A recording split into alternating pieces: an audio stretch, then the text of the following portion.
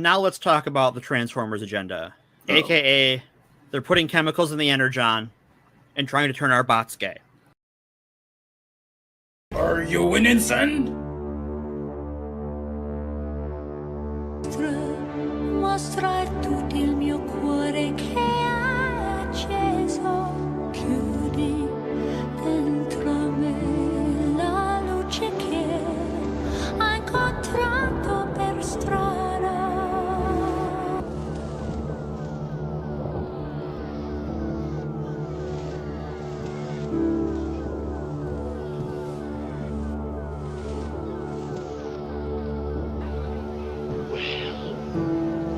We're waiting.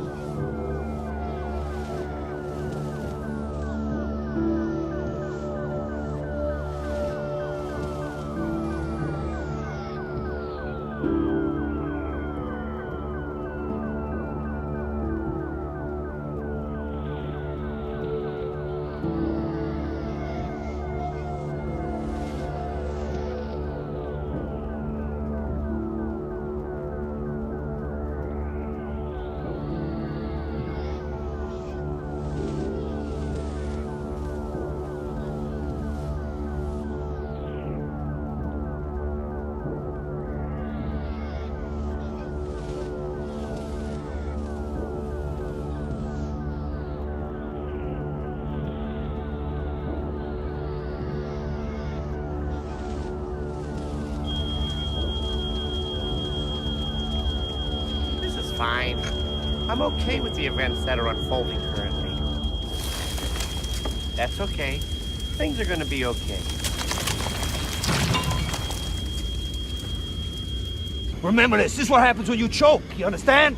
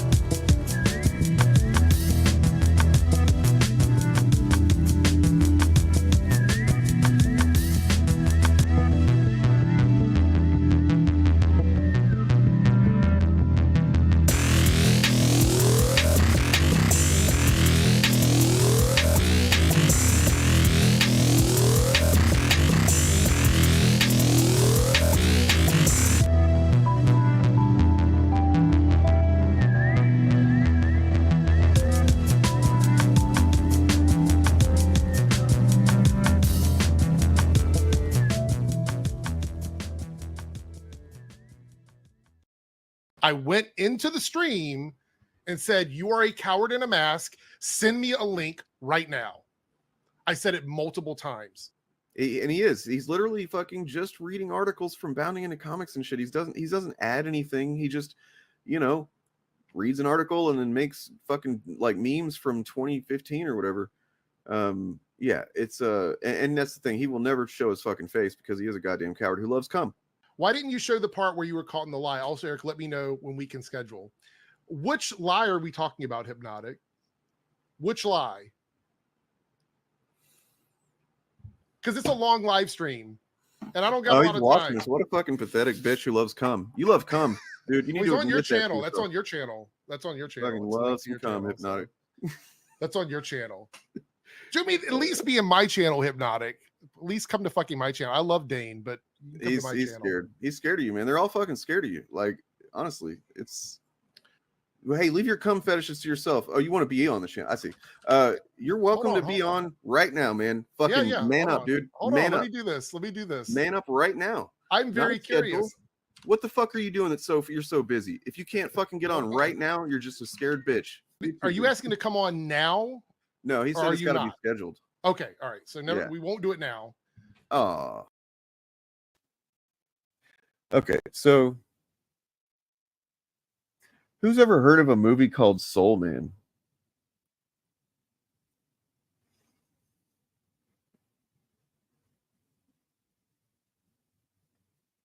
Have I ever heard of that?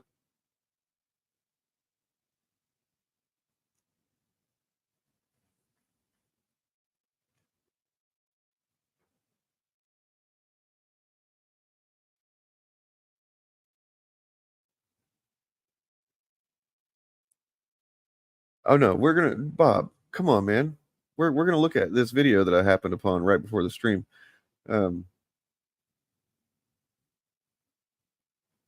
No, this doesn't. We can't let this be forgotten, man. Like, this can't be something that's just swept under their fucking rug. We need to know. This is a movie that I'm sure that what's his name, the actor, I'm sure he regrets it. I'm sure. Hopefully, everybody involved in this fucking movie regrets it. Hopefully, everybody is like, "Oh God, I've had a pretty good life, except for when that was pretty fucked up. I shouldn't have done that." Hopefully. So this is a channel I just recently came across called "This Aged Great," and in this case, they're talking about Soul Man. This aged great. Let's see if they're right. Real quick. Okay, so it's called Soul Man, and it deals with race. But yeah, you couldn't just call a black guy. I'm picturing the cover. A soul man. So is the cover of this movie a black dude with a fedora playing the saxophone? No, that would be a better movie. Okay. It's a white guy going, "I'm so sorry for what happened." It's just a white guy, and it says Soul Man. Yeah, basically, they just couldn't call the movie Black Guy. Hold on, man. Did you see the actual fucking marketing for this thing was like, he didn't give up. He got down. Holy shit, man. Holy fucking shit. C. Thomas Howell, Ray Don Chong, James Earl Jones, Leslie Nielsen, Ari Gross, Julia Louis Dreyfus. Oh my God. Yeah, I think it's a cool channel. If it comes across any have you never heard of Soul Man? Oh my God, C. Thomas Howell, what were you doing? They thought this was a good idea, man. They put money, they made it. They made this movie. They made it. The whole time they must have been thinking, this is brilliant. This is great. This is gonna fucking win us awards. But okay, so it looks bad. It looks bad. Let me describe the plot to you so you know it's not as bad as it looks. Okay. The plot is this. C. Thomas Howell plays a white dude who is, he's pretty good in school, but he kind of fucks up or something like that. I don't remember the details, but he fucks up and he's not able to get into the college that he wants to get into. He kind of just misses. But what he does is he realizes that there's actually a separate kind of like a separate program for black students, equity type thing. And he says, well, what if I just was black? Hey guys, it's going to be a difficult episode. It was going to be a difficult episode anyway. Does everybody hear me okay? I'm just kind of spinning my wheels right now because I don't really know what to do. If you saw the show, on Friday or whatever, Friday, that something happened. It was unfortunate. Okay. Well, look, okay, I was talking about Wolverine.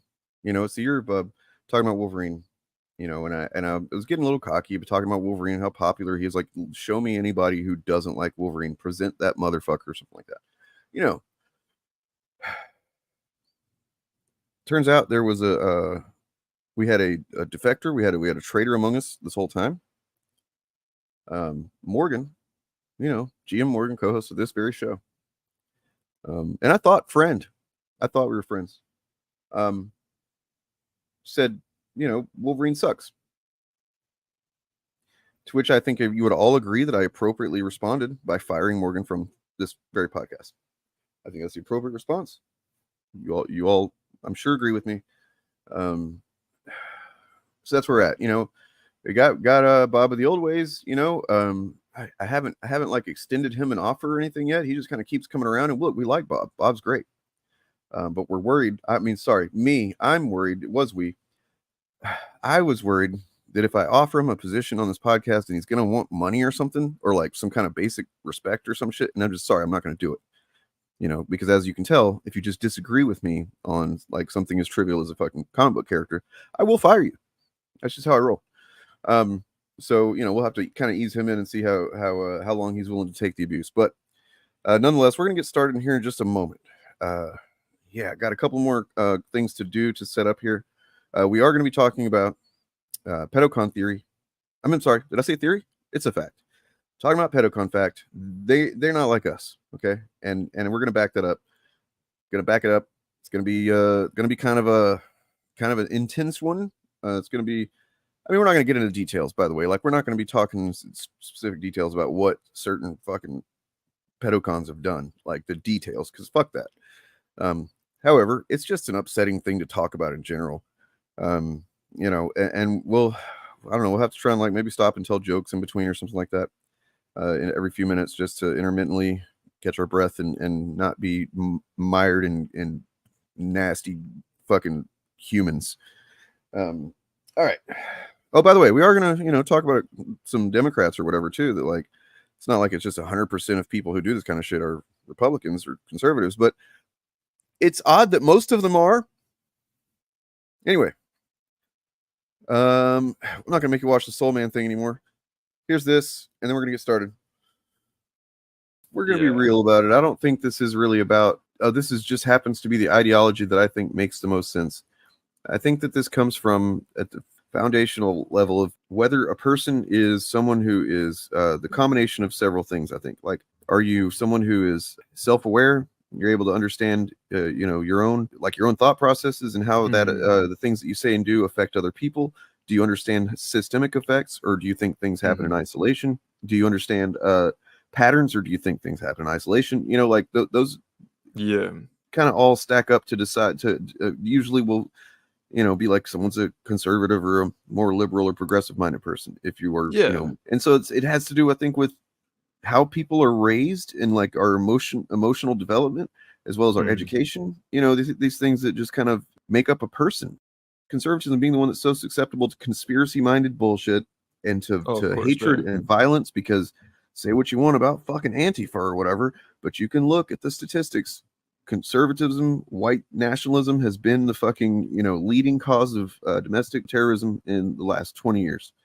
And so like I think that one of these things obviously is objectively flawed and like should not be it shouldn't exist.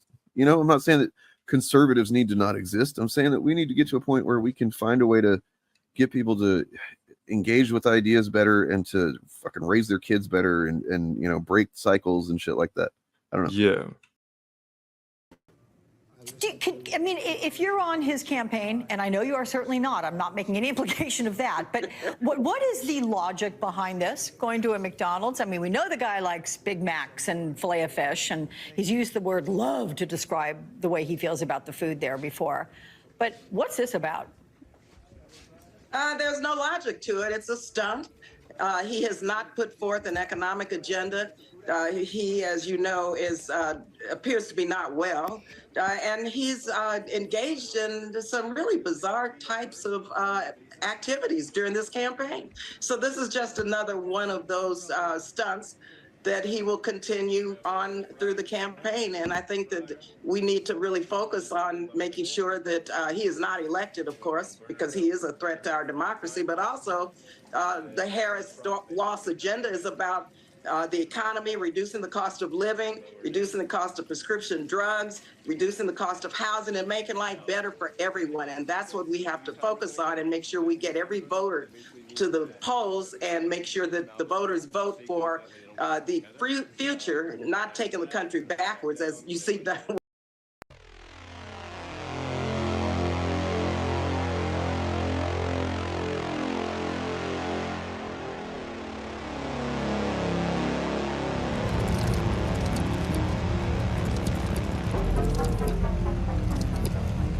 Find in favor of Big American Party!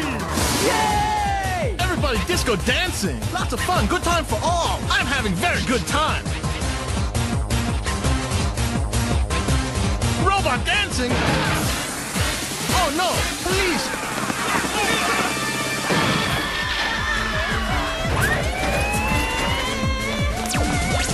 Quickly in here! Who is driving? Oh my God, Bear is driving. How can that be? Full of midgets. Korean animation studio. Everybody work. Everybody work. Everybody work. He big mean man whip us. We are slaves. Here we are. Help us. We will stop you. There's no escape this time. No, it is you who will be the one escaping. Not Pikachu. Please don't sue. Ha ha ha.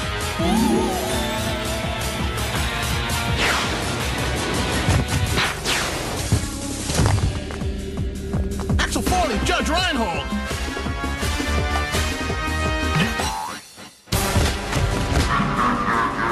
Tom Cruise! Oh no! You want the truth? You can't handle the truth! Show me the money! Oh no! Next week on Clerks. Give me all your money! The safe, too! Hold on. I'm new here. You're all out of paper towels.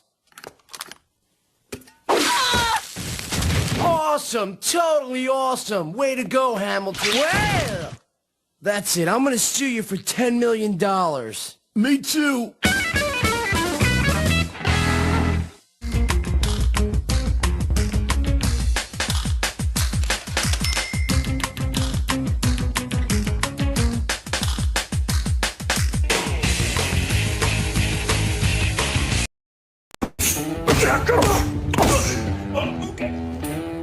Fellas, we gotta talk. A lot of men seem to think that Donald Trump is some kind of tough guy. He's not. I mean, look at him. He wears more makeup than Dolly Parton. He whines like a baby. The guy's afraid of birds. Donald Trump had his daddy pay a doctor to say his Will feet hurt so he could dodge the draft. Look at that gut, like a garbage bag full of buttermilk. He sells imaginary baseball cards pretending to be a cowboy fireman. Guy's barely strong enough to hold an umbrella. I mean, look how he drinks water. Like a little pink chickadee. He's got jugs. Big ones, like Dolly Parton. He cheats at golf. He creeps around beauty pageant dressing rooms. You know that little dance he does? He looks like he's jacking off a pair of giraffes.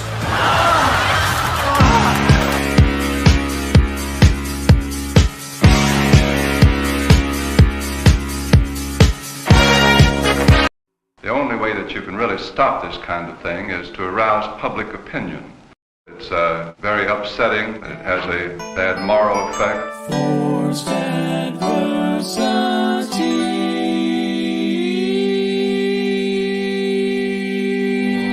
When I was a kid, it was too much supper. Now it's comic books. I'll burn them tomorrow. Bad, B-A-D-D, bothered about Dungeons and Dragons. Ask yourself, what's more terrifying?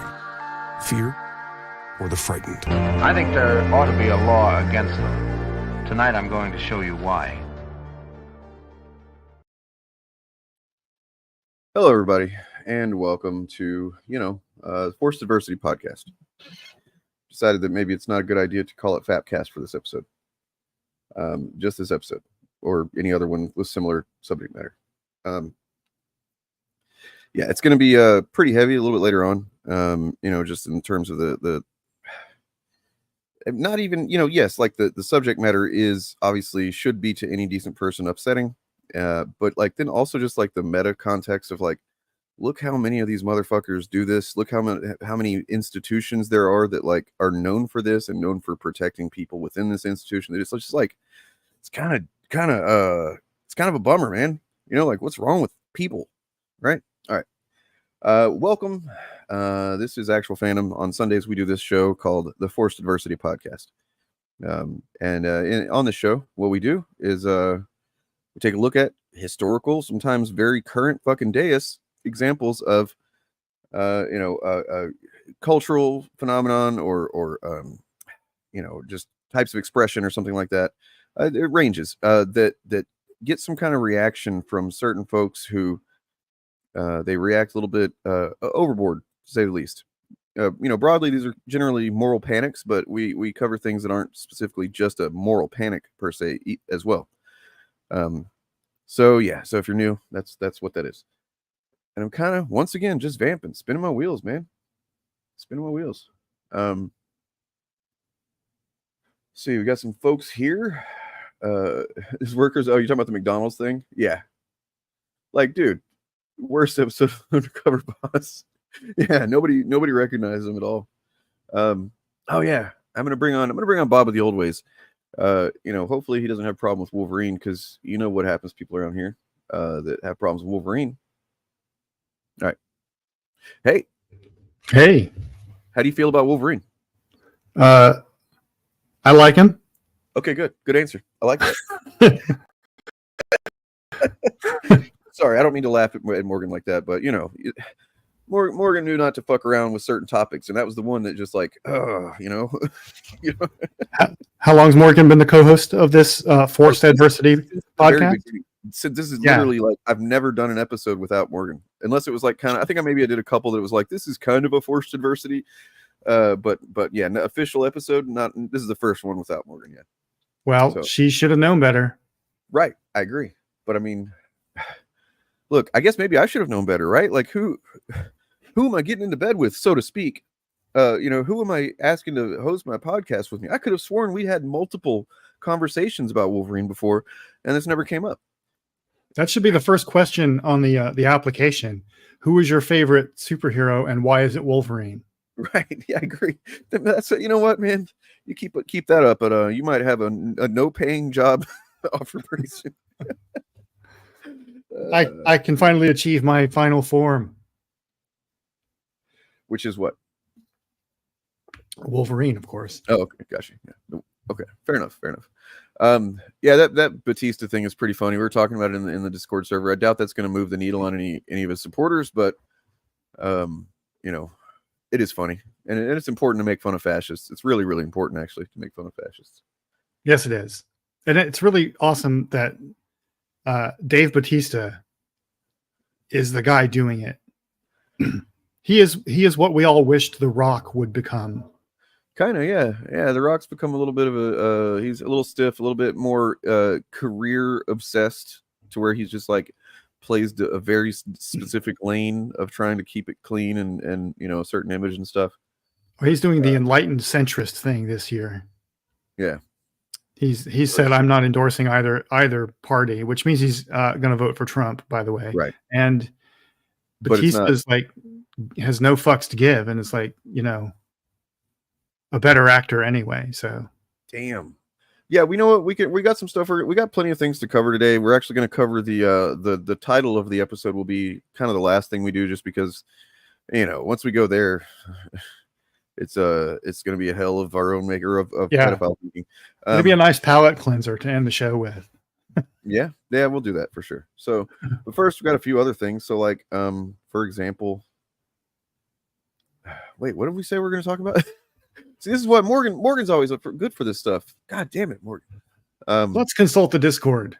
Yeah, that's what I'm going to do. Normally, Morgan's like, oh, I remember because I have a memory and you don't. I'm like, right, that's true. Thank you. There's the fact that, let's see. James Gunn liked your post. Yeah, I noticed on Threads. James Gunn liked one of my posts. But cool. There was the fact that Elon's oh yeah, dude, thing to do for canvassing for Trump kind of blew up in his face. So I think that this segment right here is generally going to be like signs that we can start to relax our butts a little bit. Okay. All right. So this is just one example of several, but exclusive Guardian report from was this yesterday says that the title is revealed: Trump ground game in key states flagged as potentially fake. Data suggests canvassers linked to Elon Musk's America PAC falsely claimed to have visited homes of potential voters. So, not aware of how this works, especially in battleground states and stuff. They have, they have ground teams, right? Like they go knocking doors, canvassers, and they talk to you about who you're voting for and why and stuff like that. I've been, I guess, fortunate in some ways to live in states that are just locked up in how they're going to vote my whole life. So I've never had to deal with some canvasser that's trying to change my mind.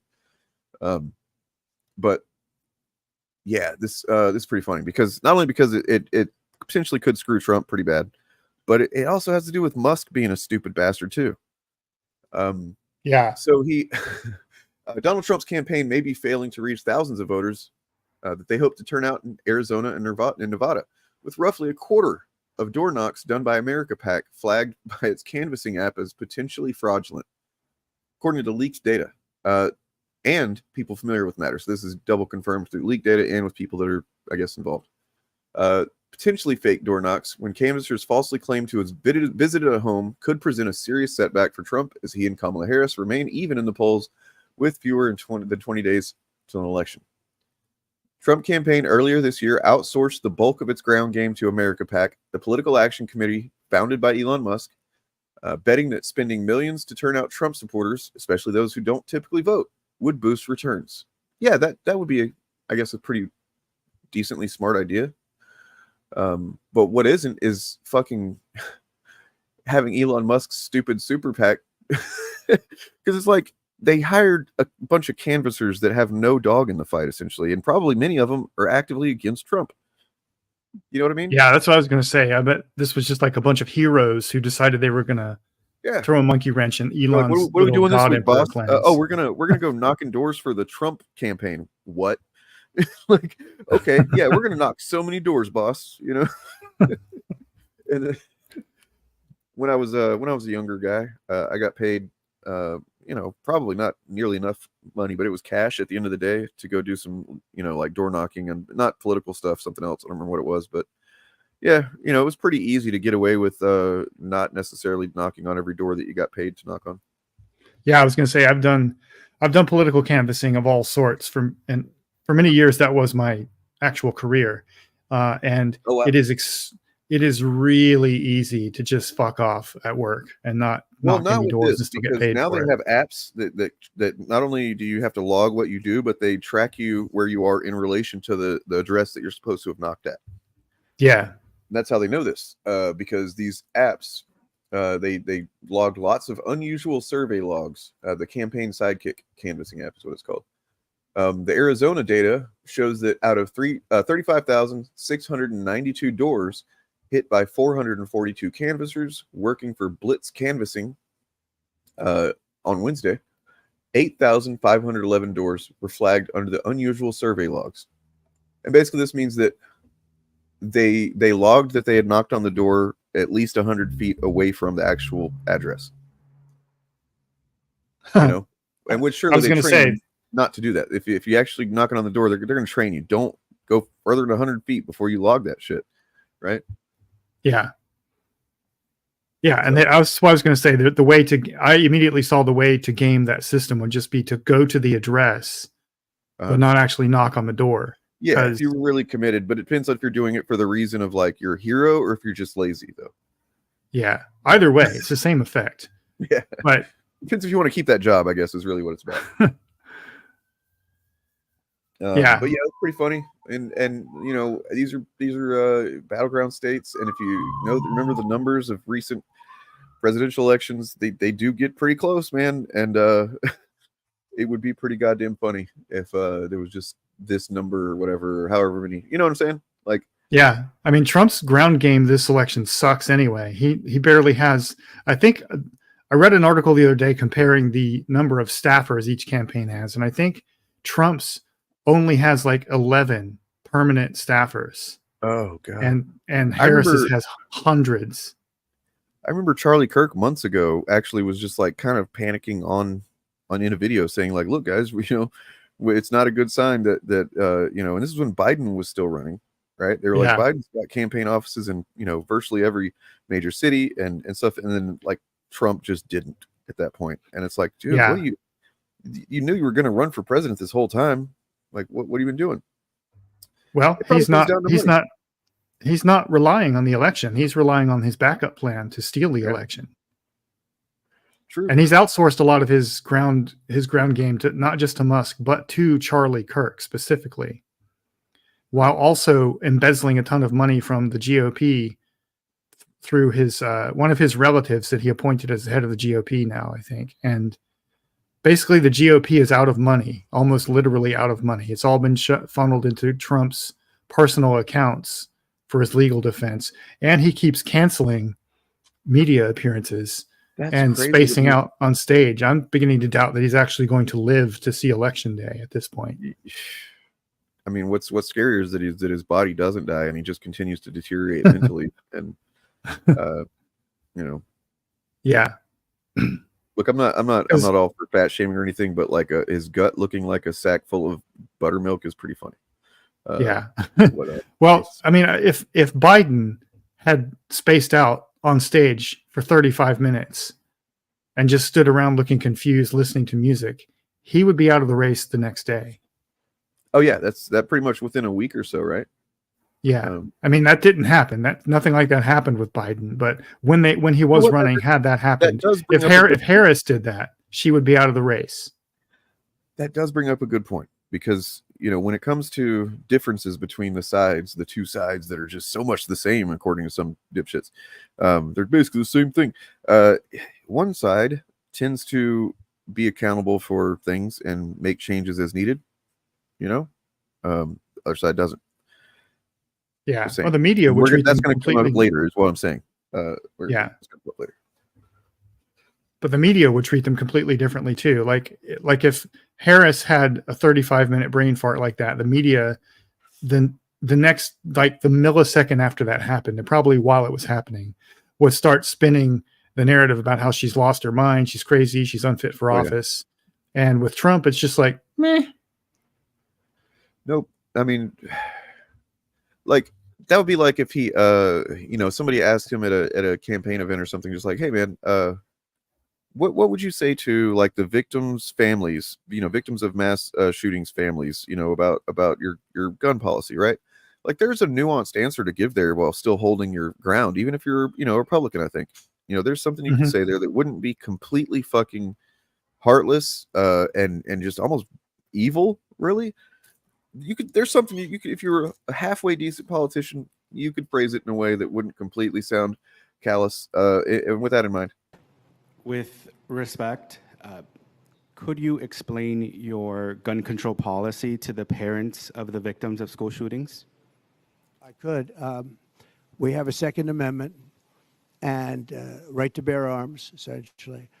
And I'm very strongly an advocate of that. I think you need that. I think that if you ever tried to get rid of it, you wouldn't be able to do it. You wouldn't be able to take away the guns because people need that for security. They need it for entertainment and for sport and other things. But what? Hey man, hey, I know your family, your son, your little elementary school kid or whatever was gunned down. His body was just ripped to shreds by an AR-15. But did you think about the fact that we need guns for movies and shit? That's not quite as evil, or maybe it is as evil, but it's not the evil answer I expected. Okay. Yeah, well, that's what I said, borderline, Yeah. Just callous, man. Just fucking callous. Like, yeah, tone deaf. Deeply tone deaf.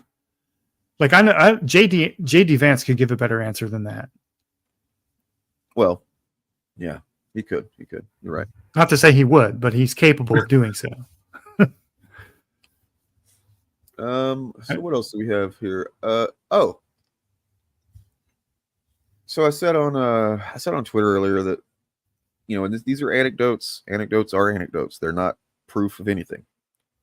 However, I do seem to be inundated with fucking anecdotes when I look around on even YouTube, like in comment sections and shit, of people, also like sometimes even old people, presumably, you know, of course you never know who's who on the internet, could be fake.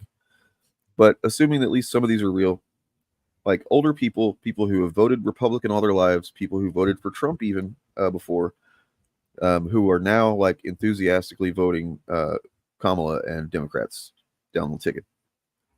Have you seen any of that, thing like that? I've seen some.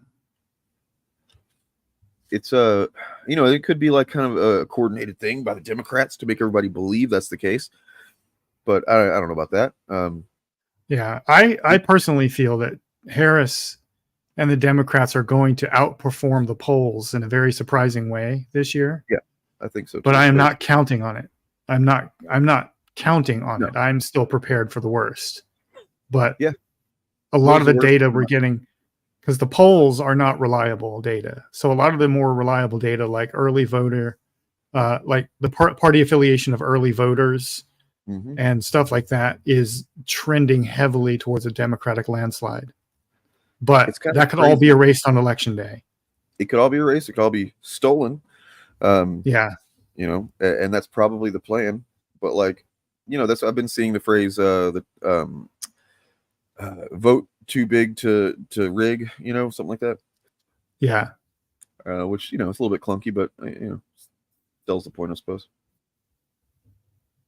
Yeah. I mean, there's in a lot of the swing states, I forget which ones because I'm bad at homework. But they're seeing record-breaking early voter turnout. I think in North Carolina and Georgia had like 1 million people show up to vote early. That's crazy. And they all stood in line until their turn came. You know, I said, and a majority of them were registered Democrats. I said at the beginning of this thing that, like, I don't think it's even possible to understand how much SCOTUS, you know, fucked the GOP with you know, overturning Roe v. Wade. Of course, that's what the GOP wanted or thought they did. But I don't know. Like, I can't imagine that there's. I mean, I can easily imagine that there's just way more women than we can fathom that have just been quietly waiting. You know, like, okay, I see how it is. You know, like, yeah, white women. I think Trump is still barely ahead among white women, but they typically go big numbers for Republicans. Yeah, he's lower among white women, white suburban women, than any Republican ever has been. So, yeah, I think he's pretty much cooked. If we play fair, but he's not going to play fair. So, really, you know what? Is that so, Jennifer? That's not what I heard, but I could be wrong. More early voting. Oh, had more. Oh, I'm sorry, I misunderstood her tweet. So they had more than in 2020. I thought you tweeted they had more in 2020. Oh, that's a comment. Yeah. I mean, the GOP doesn't plan long term because they really kind of can't, because they don't have a plan. Like, their plan is, you know, run out the clock until, I guess some of them are like, run out the clock until Jesus comes back or something. Well, they did plan long term. The thing is, they did plan long term 50 years ago. They're at the end of their long term plan right now. We're seeing the plan play out. Like, this is it. Yeah. And it's blowing up in their face a little bit. So now they're not quite sure what to do. They had no contingency plan, but this started like 40 or 50 years ago. Electing people to office who would deliberately break the government, appointing judges who would deliberately undermine election laws, starting at the local level and working their way up to the federal level. They played the long game, and now it's coming to fruition. They just don't know what they're going to do afterwards. Even if they win, they're going to be in chaos because they don't actually know what they're going to do when they win.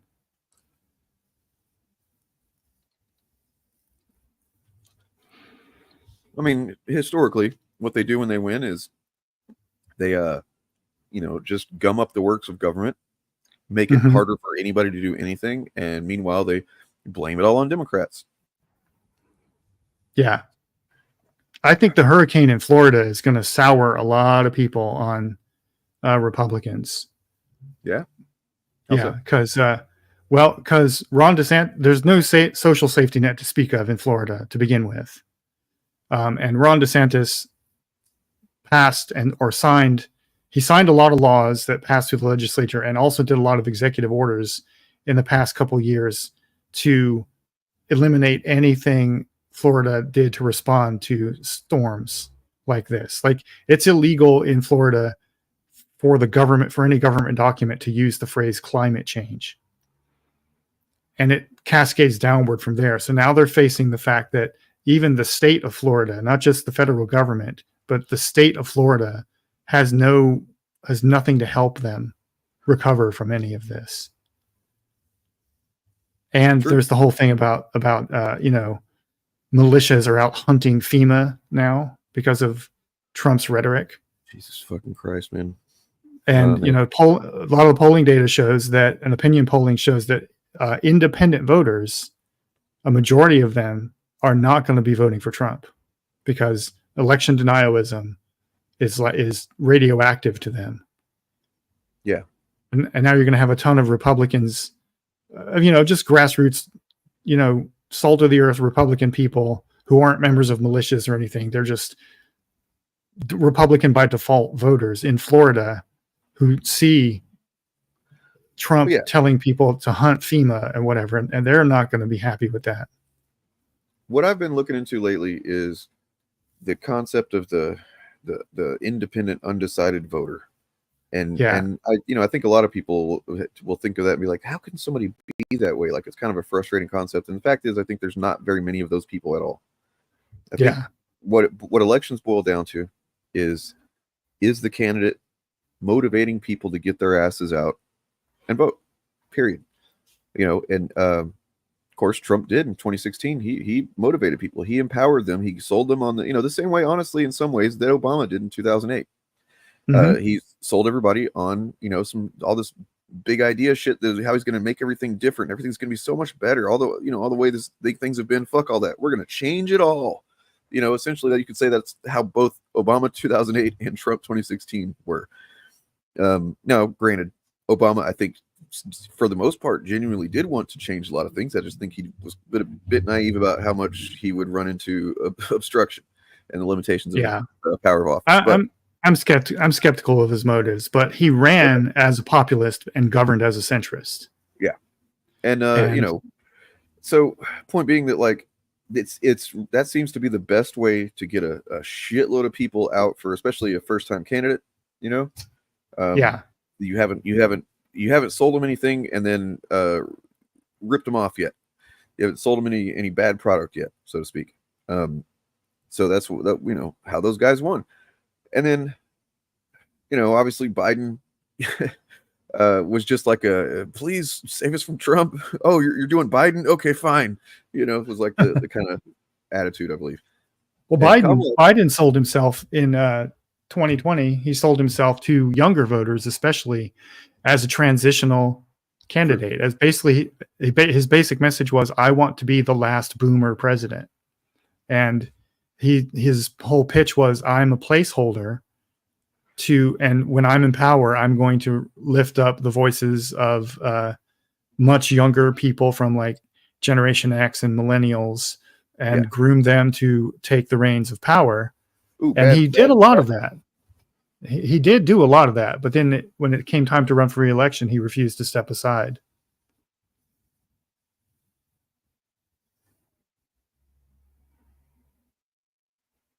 You still there? Yeah, sorry, I had to let Gordy in, man. I was wondering if I should stop and let you know, but I was like, no, he'll keep talking until I sit back down. But no, I was just like 3 seconds. Okay, well, I can keep going. I was also going to point out that I've seen a lot of anecdotes about boomers who voted for Trump last time, who are voting for Kamala this time because Trump has gotten significantly more fascist, openly fascist, than he was in 2016 or 2020.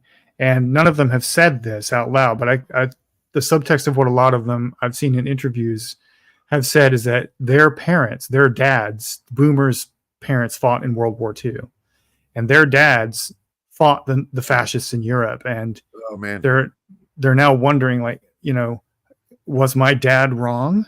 My dad couldn't have been wrong to do this.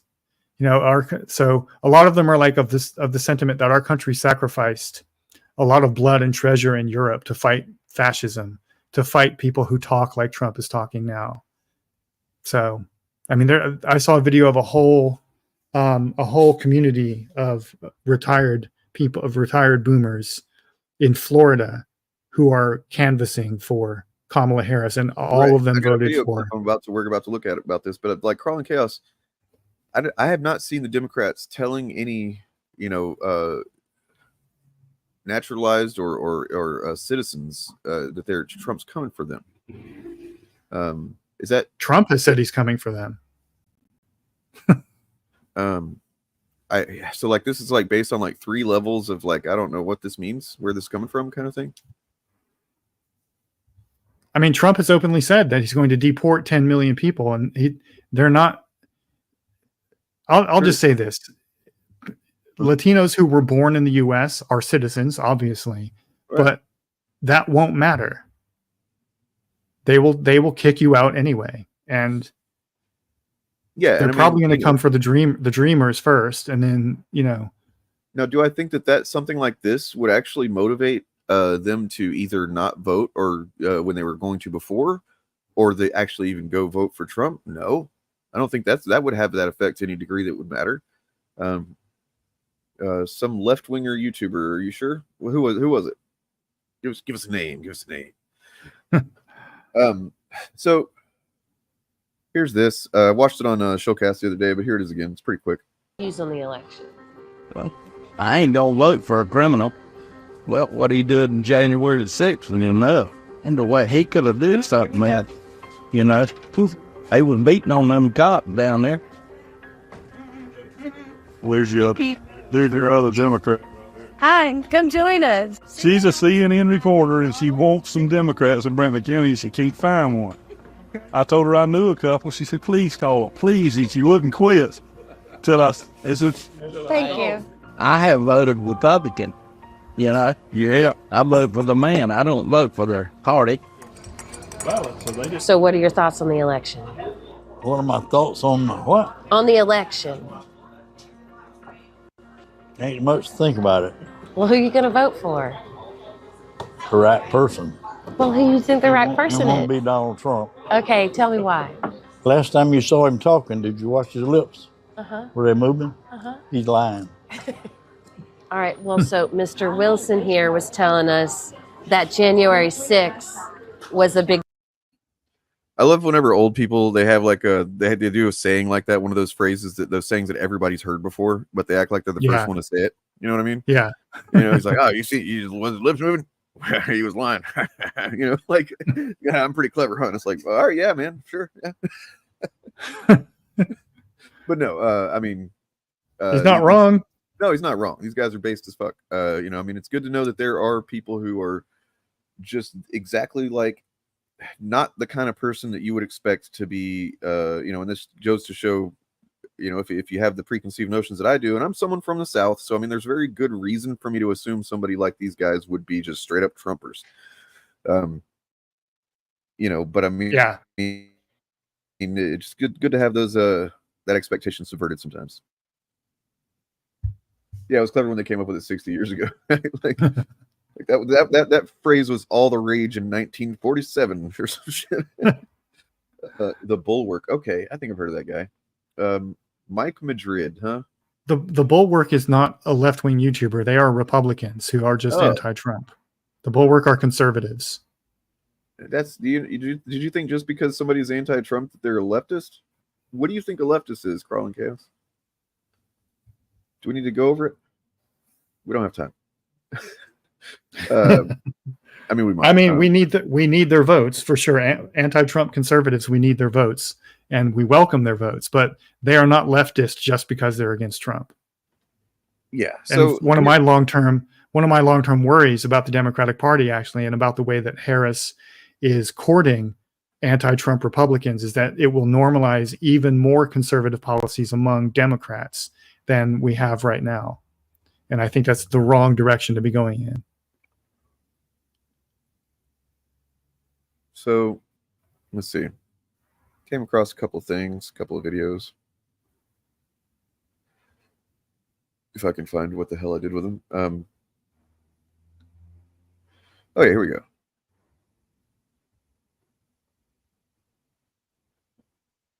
He's worried about MAGA winning because that's fine. I mean, maybe he's sincere. Maybe he sincerely believes that. He's just really silly for that, I think.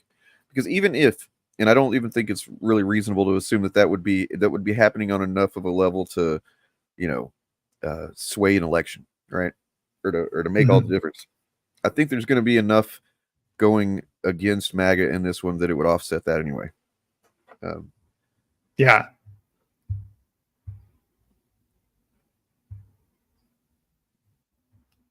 Yeah, exactly. I mean, it's weird to think that, like, I'm not saying you, Crawling Chaos. It's fine that you ask, man. You're not. I'm not trying to shit on you for asking. It's valid.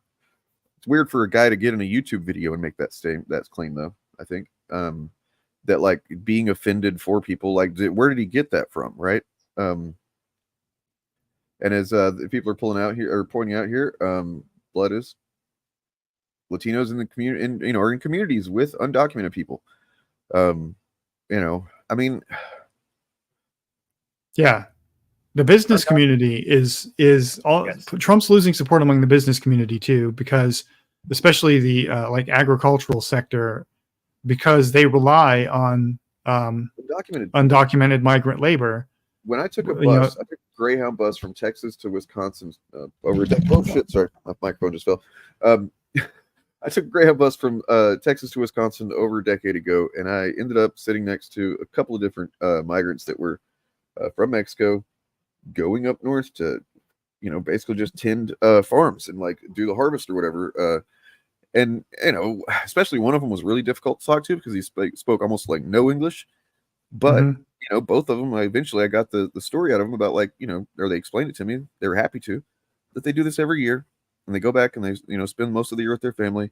But, during the harvest time, they come up there and they haul ass and work their asses off for several straight months, like a lot of hours, busting their ass. And it's like, because if they didn't, nobody else would do it, Yeah. Nobody else would do it.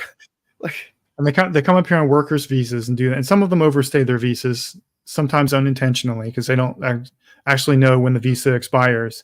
But Trump is proposing a 20% tariff on all imported goods and so wanting to deport 10 million people. Apparently a lot of people don't know how tariffs work. Yeah. We pay that. Yes. That's not a tax on the fucking, the other nation or whatever. It's like, it's so stupid. It's a tax put on American companies who import foreign goods, and then those companies pass that cost onto the consumer by raising prices. Yep. So a lot of the business community, a lot of the neoliberal business community who rely on undocumented labor and imported goods are very pissed with Trump, because that policy will wreck the American economy. This isn't the 1920s where we could afford to be isolationists. The global economy is so integrated that would just wreck everything. So this is another one of those that kind of falls in that same category, I think, C Movie Studios. Where have you seen that the black male vote has gone up for Trump? Has that been recorded somewhere? The overwhelming majority, like higher than 75% of black men right now, are supporting Harris. And so if it's gone up, I mean, the reason it goes up for anybody, if it has gone up in any demographic, doesn't matter what color or gender or whatever, it's because they have fallen into some fucking shitty propaganda and not been able to see their way out of it, basically. Or they believe some kind of bullshit that sounded really true and valid and hit them right in the emotional core and grabbed a hold of them, and they said, "Oh, that I'm gonna vote for Trump." That's the only reason I can see anybody deciding at this point. Yeah, the majority of black men have stated, at least the ones who have been polled, have stated they're voting for Harris. And a majority of black men have always voted Democrat. That has not changed. I'm glad that you both have brought this up, though, because these two things up, because I think that we're going to see a lot of this stuff over the next couple of weeks.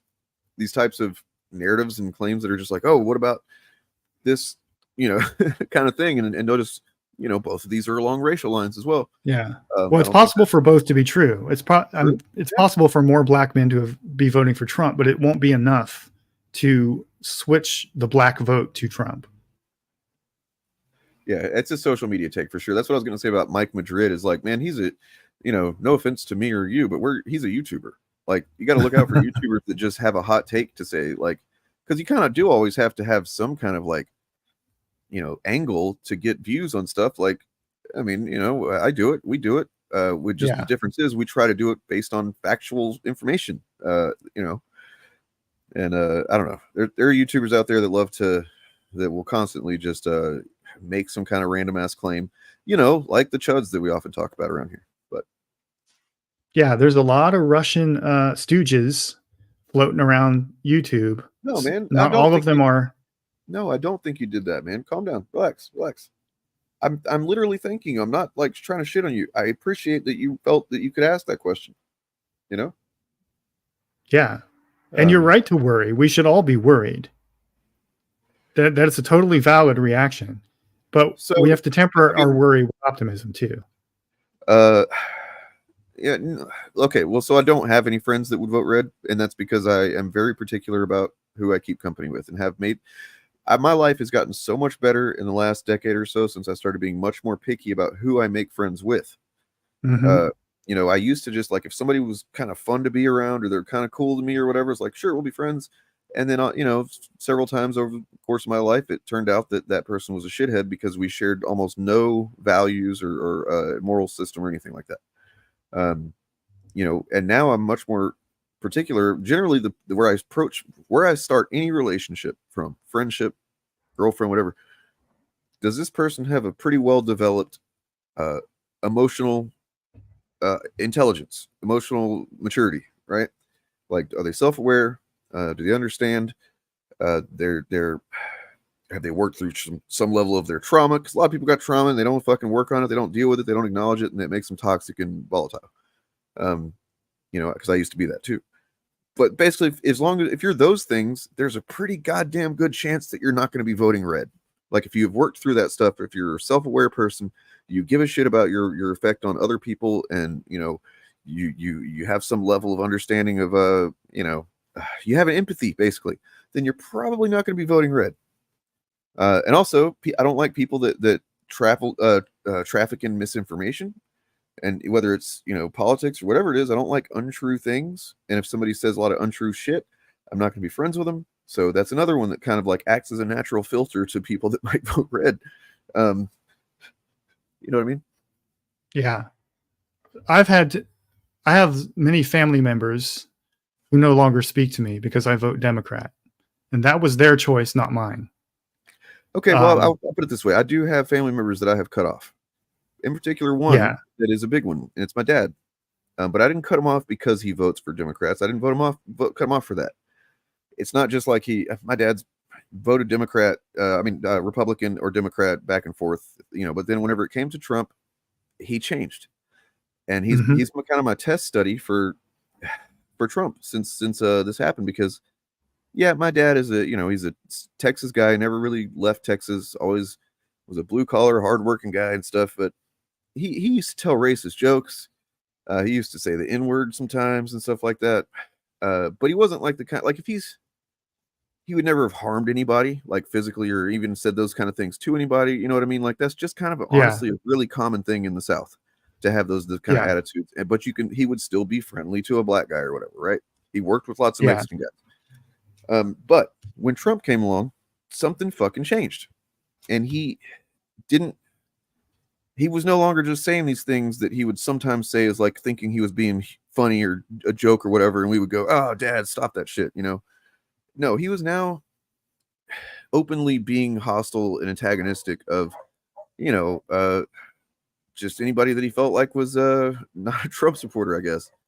Yeah. And, I was going to say, huh? Go ahead. So me and him got into several arguments over the course of the Trump administration. One in particular was because he kept sending me memes in texts and stuff that I had told him. And I said, Dad, look, we can't talk about this stuff. Otherwise, we have a great relationship. We can get on the phone. We can talk for a couple hours. We can joke around and you know, talk about my childhood and how stuff, you know, just whatever. And it was great. It was genuinely good. But then it would inevitably veer into talking about something political. And pretty quickly, it would become not a conversation, not about father and son trying to bond or having, you know, a good conversation, anything like that. It was just him trolling me, basically. You know, Yeah. and whenever I would try to hold him, as I started, and this is around the same time I started becoming more politically aware and like really actively learning, you know, what was going on and stuff. And I would start to get better about learning how to ask him things that would kind of point out how he didn't know what the fuck he was talking about or his hypocrisy or whatever. And then he would recognize that, but rather than actually be accountable for it, he would just be a dick and troll and say something that he knew would fucking upset me. And you know, so several times I'd hang up on him, tell him, Dad, we can't talk about this shit anymore. Anytime we start talking about politics, I'm going to hang up on you.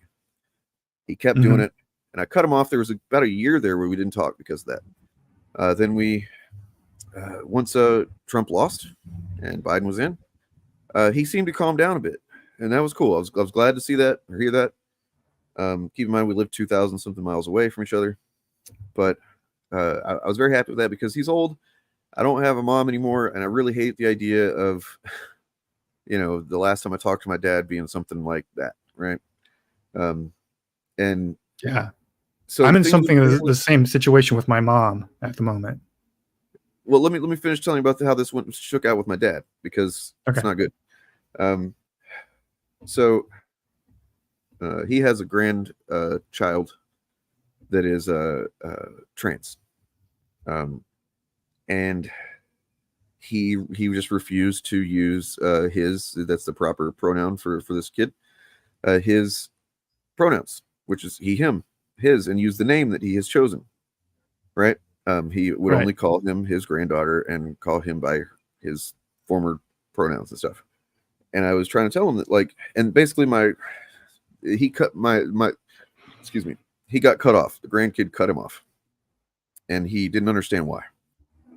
He's like, look, and I was trying to explain it to him, and I sent him some a couple of website links, you know, like, Dad, look, please just read this stuff, you know, because I could tell that he had been hearing a lot of the same exact shit that Chuds hear and buy into about, you know, all this nonsense and pronoun bullshit and blah, blah, you know.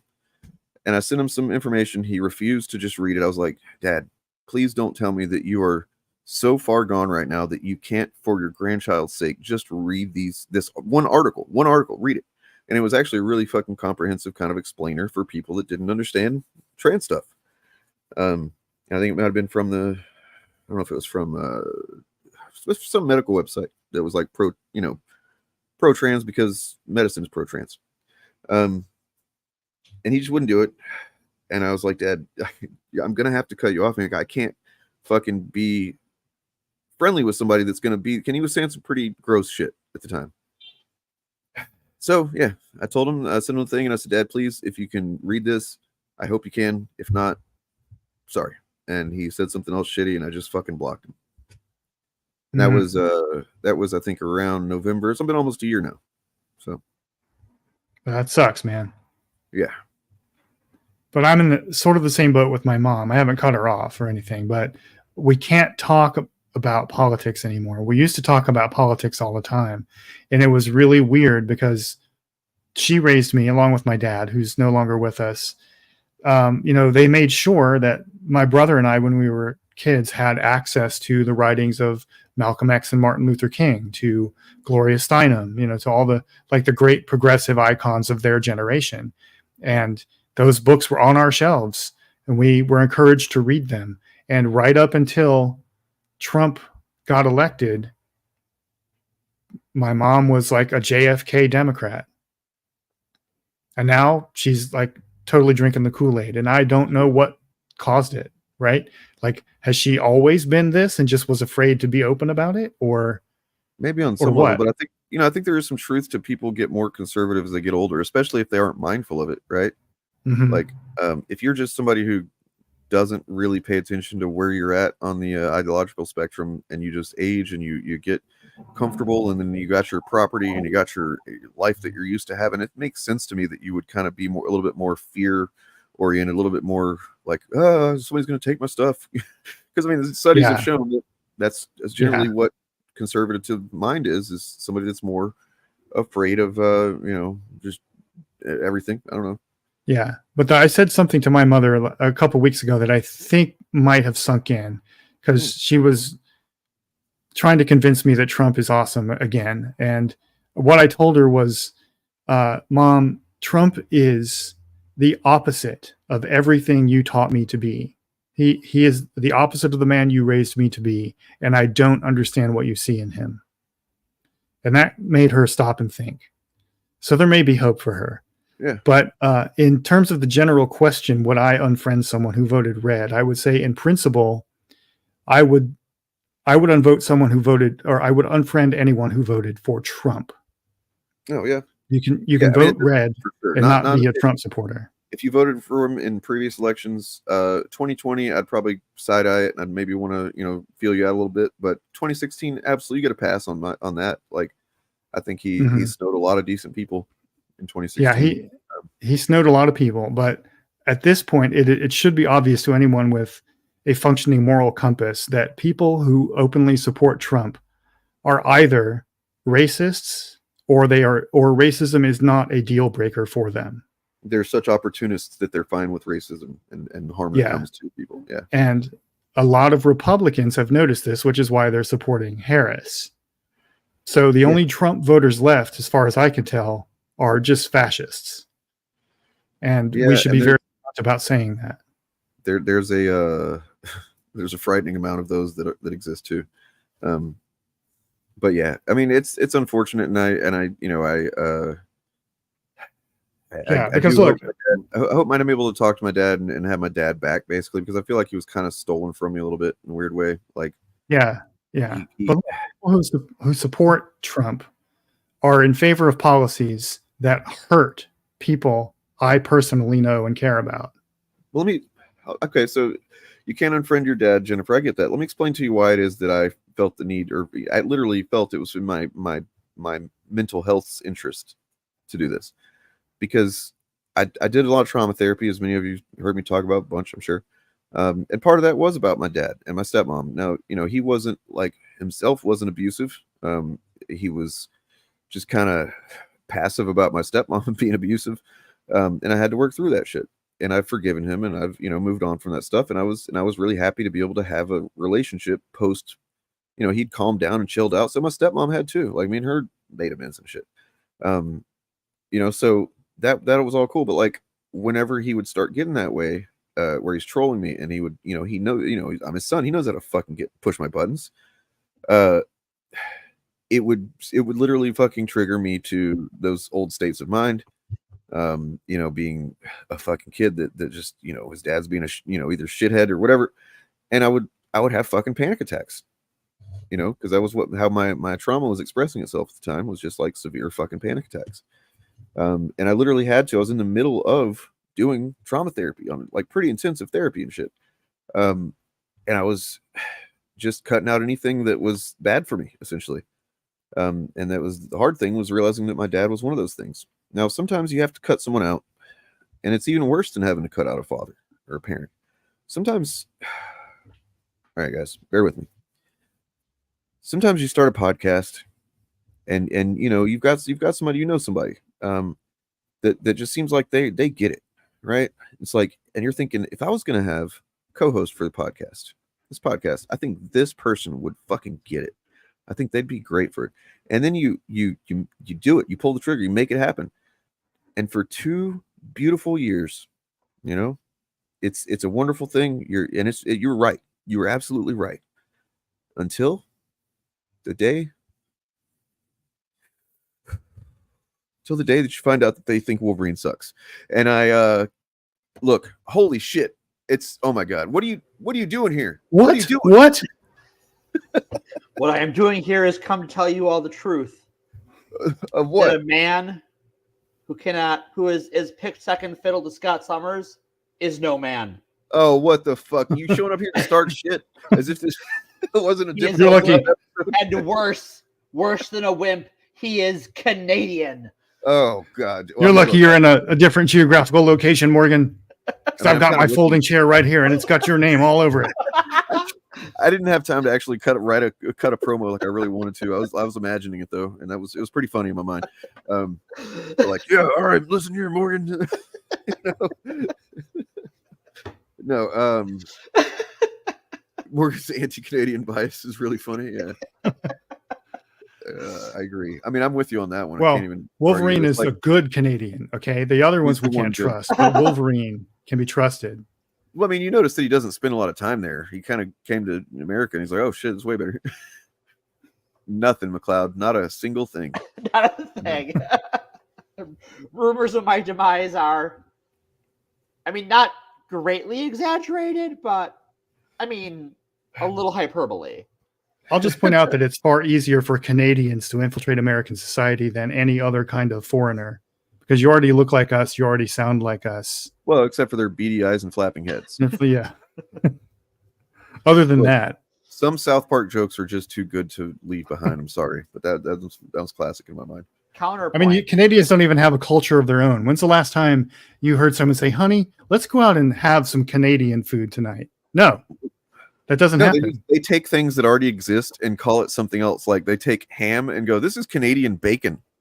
I actually think that they just call that ham there and we call it Canadian bacon because we like to add things like Texas toast from New York.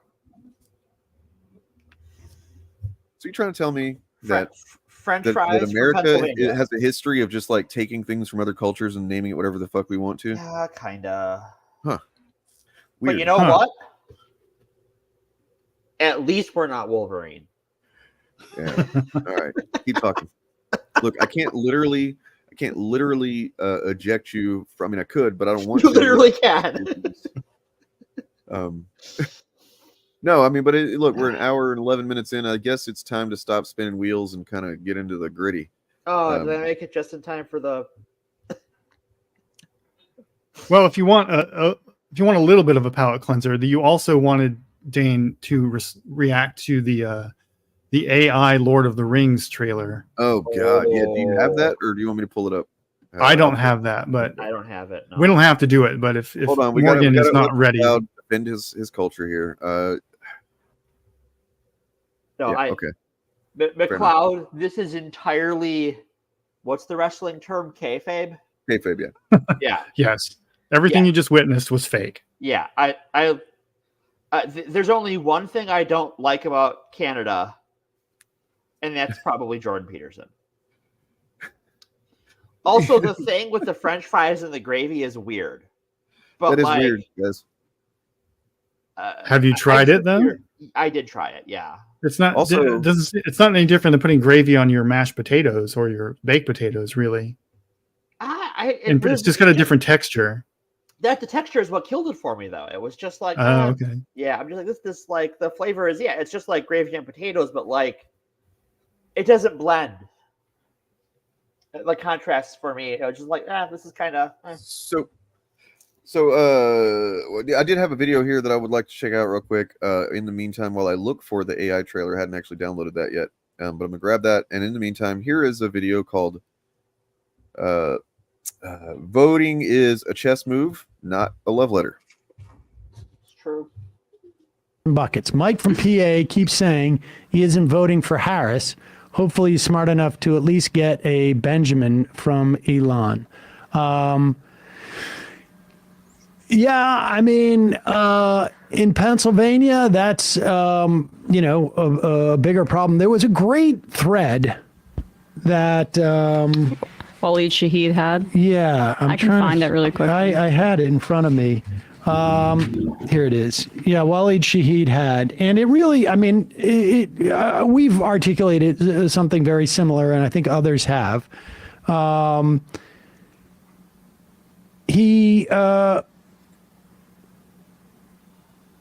Organizing doesn't offer shortcuts. We have to ask ourselves why Representative Williams in Georgia or Senator Padilla in California won't support an arms embargo. Third-party dreams frog past this question, assuming Democrats can be, quote, punished into policy change if Trump wins. But power doesn't work that way.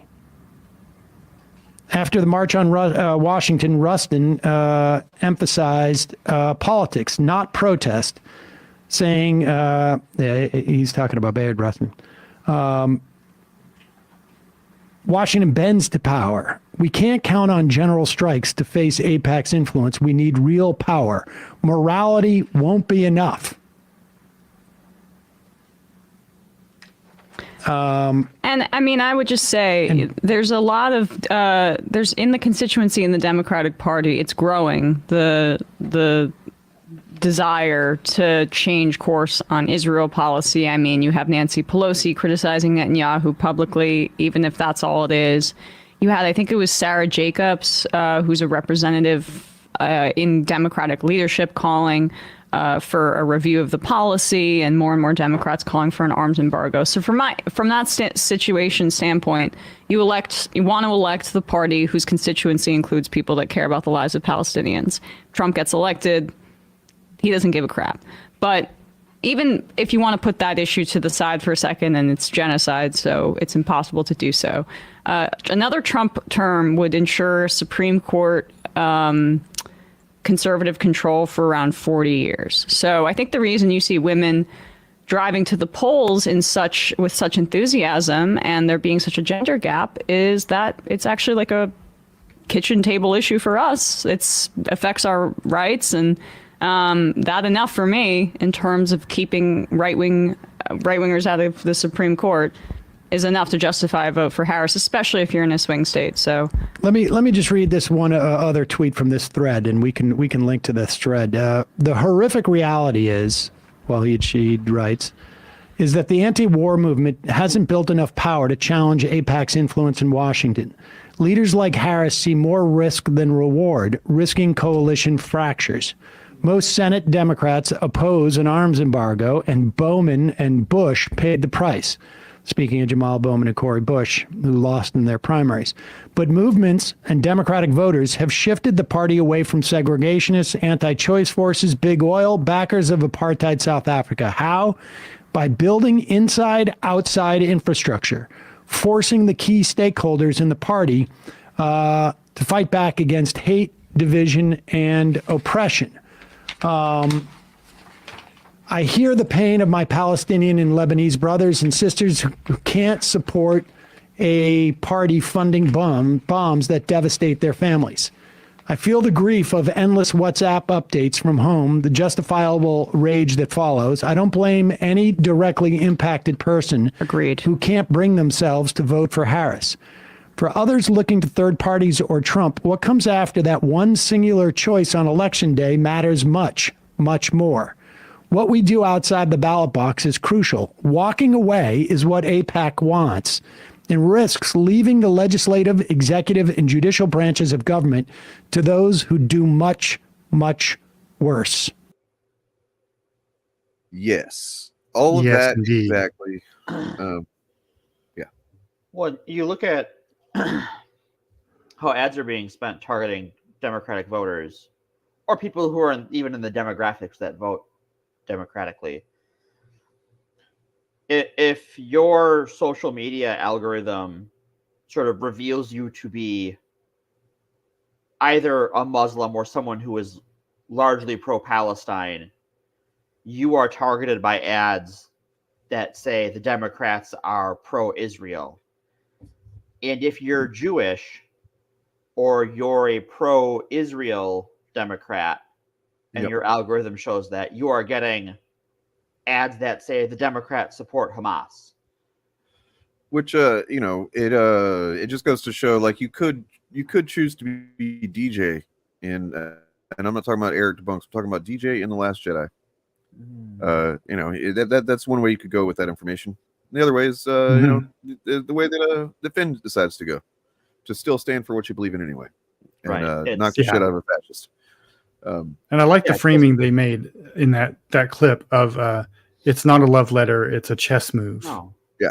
Right. Because I know a lot of people who make voting a referendum on their personal feelings about the candidate. Right. It's Or- just such a privileged fucking thing. And look, I'll be honest, I kind of, somewhat used to do that too. But I mean, I feel like even once I started paying attention, I knew that this was something that mattered more than like my feelings on the thing, right?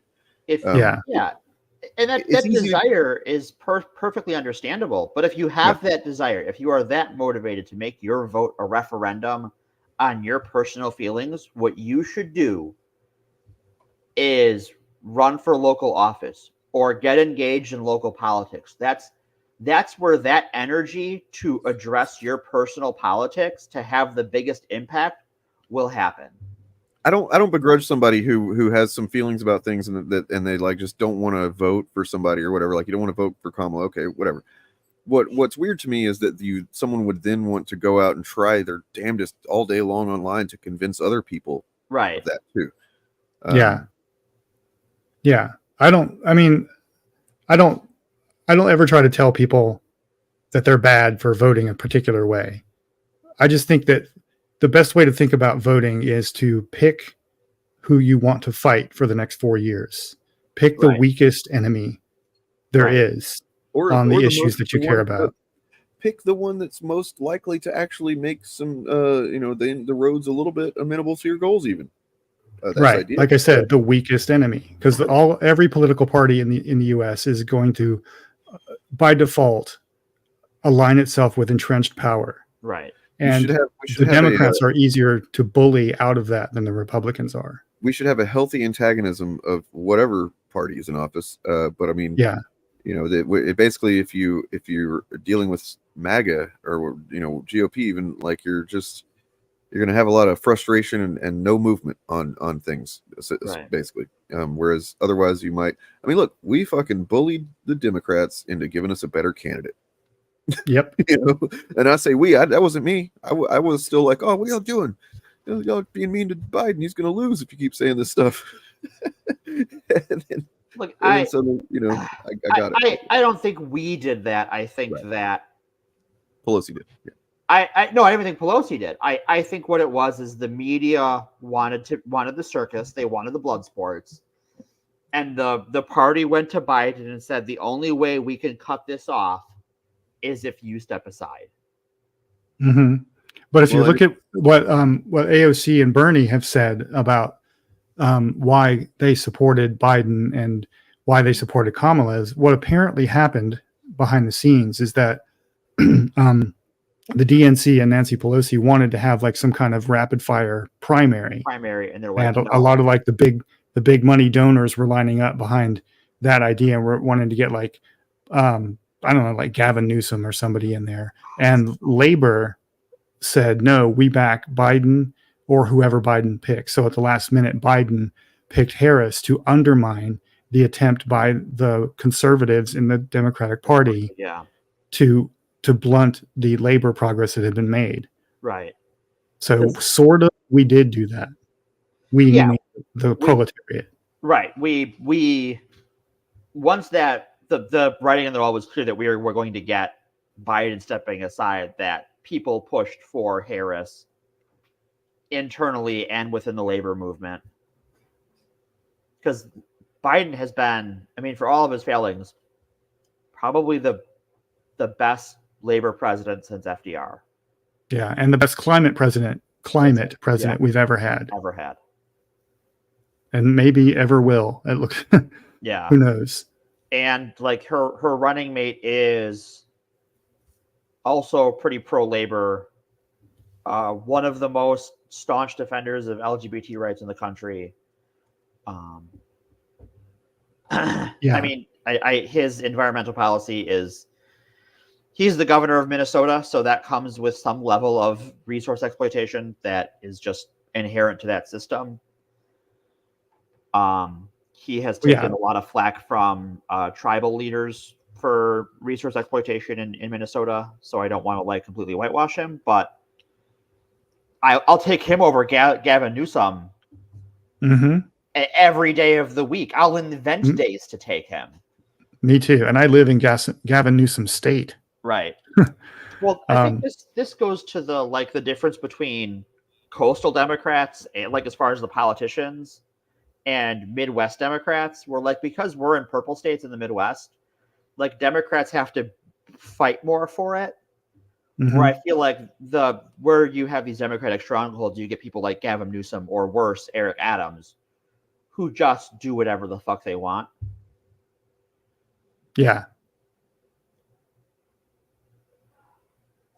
All right, so we actually have a couple options here. If you wanted to veto the one you've already watched, Bob, there's actually a Silmarillion one as well.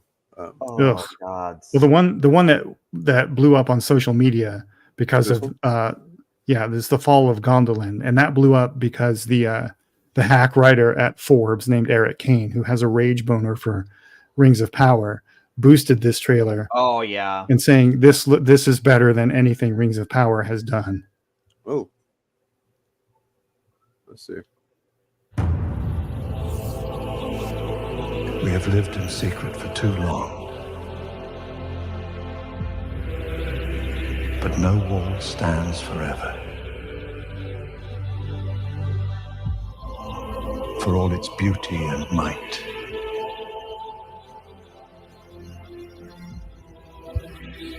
Even this city cannot escape the shadow growing beyond our borders.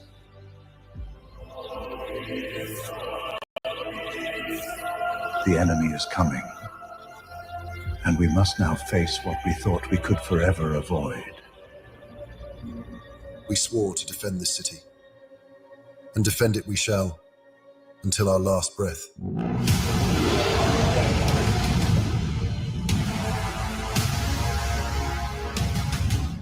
The time for fear has passed. Now we fight.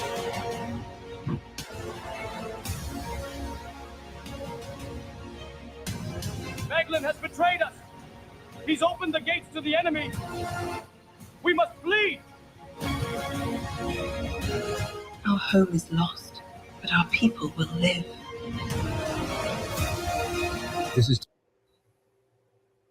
Okay, I'm glad I paused it on that right there, because I was about to say, until we got to the frame right, this thing, I was like, you know what? These are really impressive 3 seconds at a time images, because that's all they are. Anything longer than what they're showing them, then it would not be cool at all. This is miserable. It's literally it's just so soulless. All of the imagery is shit that we know from the Jackson films. Yeah. It's all, just kind of like composited in new context a little bit. As Blood points out, the battles are just like, everything looks super clean. Like clean.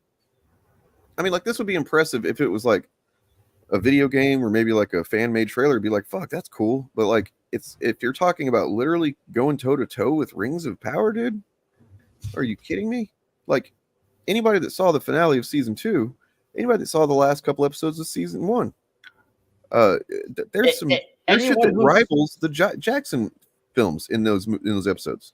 Give me like a panning shot of Numenor from season 1 of Rings of Power over this whole 2-minute trailer. Yeah. Whoever made this will be denied entry into the halls of Mandos. That's all I'm gonna say.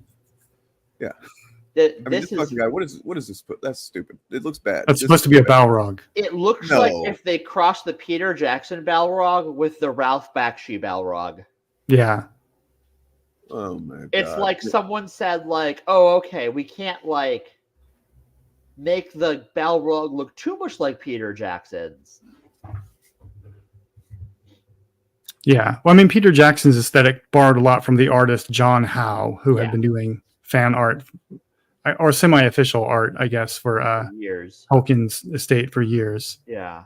The people are so uncanny because the algorithm knows, the AI knows that what people look like, what components make up a person, but it doesn't understand the nuances, the subtlety of complexion or the asymmetry or anything like that. It's just like these perfect, beyond perfect images of a human being that like are so perfect it can't be real. And maybe in the elves case that might actually work in its favor sometimes, but still, they're not going to get any kind of like range of acting or anything out of it either.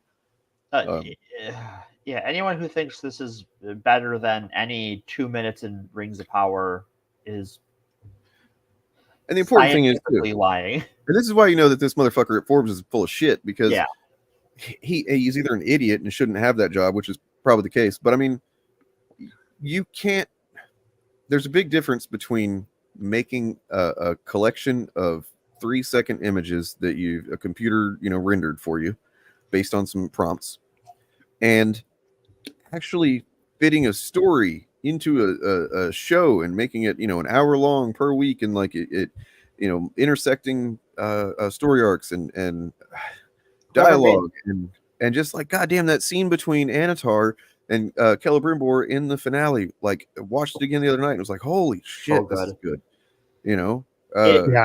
This whoever's saying that this is better than Rings of Power, this isn't even better than this. Like, if you gave me a description of what this was supposed to be, because I don't know what this, I do not know. We are 80 seconds into this, and I don't know what this is a trailer for. And I'm not interested either. That sets it apart from. I mean, did you, Bob? You recognize the imagery better than me, but like, I only because I know what the story of the fall of Gondolin is. So I know what we're supposed to be seeing, but everything here is so generic and Hugh White that Hugh White. Yeah, that's another thing. It's just so bland. Yeah. One like that's supposed to be a Balrog, and I think the guy with the sword is supposed to be Glorfindel, who is single-handedly defeated a Balrog at Gondolin and got killed, and then was reincarnated, or the Lord of the Rings. Yeah, because he's super elf. Yeah, like this is like what that's the face is like. I don't know. That's not good. That's not a good face. That is like an Aryan elf right there. That is the Aryan ideal of elf. Oh elf God! What is this? What is this? Is that a dragon? That's supposed to be a dragon, I think, and it looks like art that would appear in a Dungeons and Dragons book, which would be good for. This would be great art if it was in a Dungeons and Dragons book. Correct me if I'm wrong, Morgan, but wouldn't a Dungeons and Dragons book at least give it a snout? Yes. They'd probably finish the backside, because especially with how like the D&D the monster manuals are these days, you would want a body you could put on a miniature, because they sell minis of everything now. Yeah. But everything in this looks so like bland and unfinished if you really pay attention to what's going on. So it does have a snout. It's just that at this angle it disappears. It's actually like Yeah. growing a snout as it goes And along. legs, because it's Oh my very. God. Oh.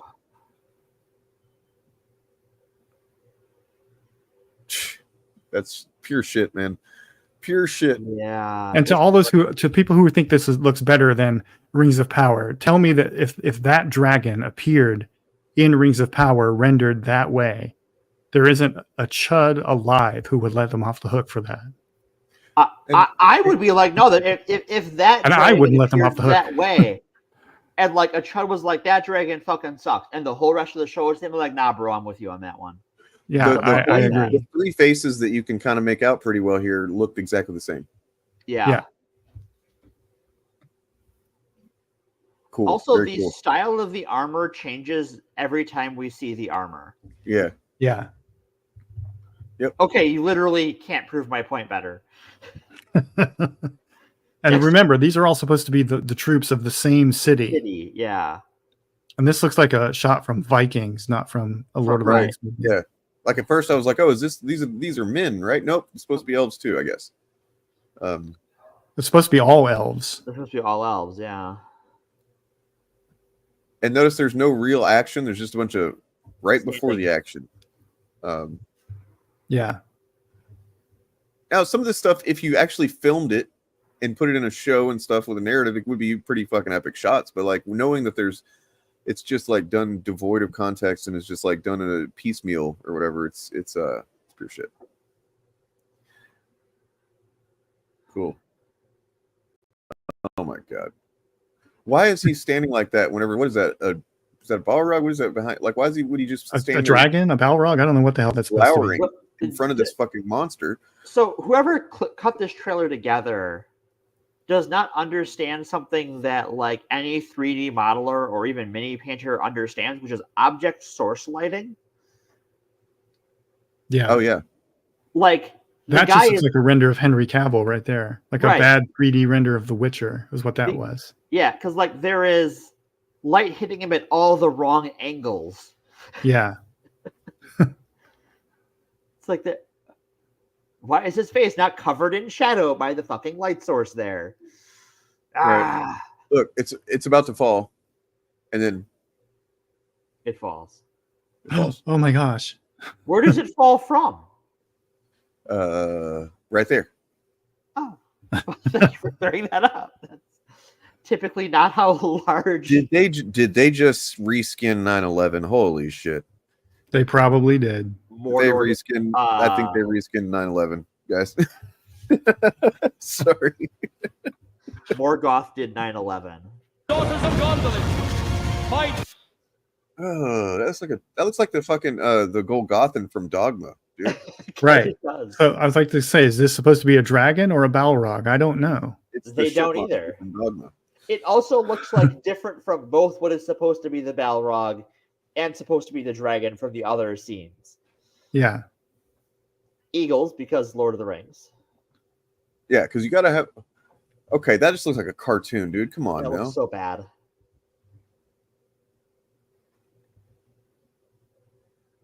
This winter, nothing's gonna come out. For your king! Fight for your freedom! Oh, did you see that running? Holy shit! No, I missed it. Back up. Yeah, watch the way they're running in this one shot here. Oh my god. Well, first of all, they're all running the exact same, steps. Yep. Yeah, I mean, Oh, who's this? God. Is this bad guys? Who's that? No idea who that's supposed to be. Again, different armor. It's appropriate that this is by someone called Abandoned Films because I was about to say this is totally no wonder it's abandoned. yeah, because the song of Eru has abandoned them and they will be cast into the void. Never will the names be spoken in the halls of Mandos. They will never get a chance to return to Middle Earth. And we'll be better for it. Cool hand, lady. Like, what is going on? She's missing a finger. And she's got extras on the other finger. hand. Yeah. Do elves only have 4 fingers in Lord of the Rings?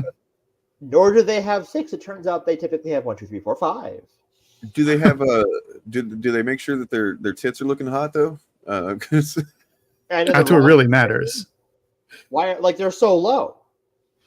Yeah. Like she's got like a mile of chest bone there before her breast starts. Okay, you're showing this way too long, dude. Yeah. And don't get me wrong, okay, from a Tolkien fan perspective, I would love to see a film adaptation of The Fall of Gondolin. But it can never happen because no one has the film rights to that. It ain't happening. And it certainly isn't this. Yeah, it's certainly not this. And ironically, the one creative entity in the world right now who has the best chance of ever being able to adapt The Fall of Gondolin is Amazon Prime. Because they have a direct relationship with the Tolkien estate that no other production company has. And the Tolkien estate seems very happy with their work. Yes. I think so an anthology if you series, ever like a season by season anthology would be really great for Lord of the Rings, right? Like there's a lot of stories from that could just make great TV shows or movies. And if anyone watching this ever wants to see a genuine film adaptation of something like this, your best bet is to support Amazon Prime and the Rings of Power because they're the only party who has a chance of doing it. Coincidentally, if you want to just see a fucking pretty goddamn awesome Lord of the Rings show, watch Rings of Power. Agreed. Not a perfect show. I had my criticisms of some of the I guess its ability to draw me into any specific character very deeply. Didn't really happen too much this season.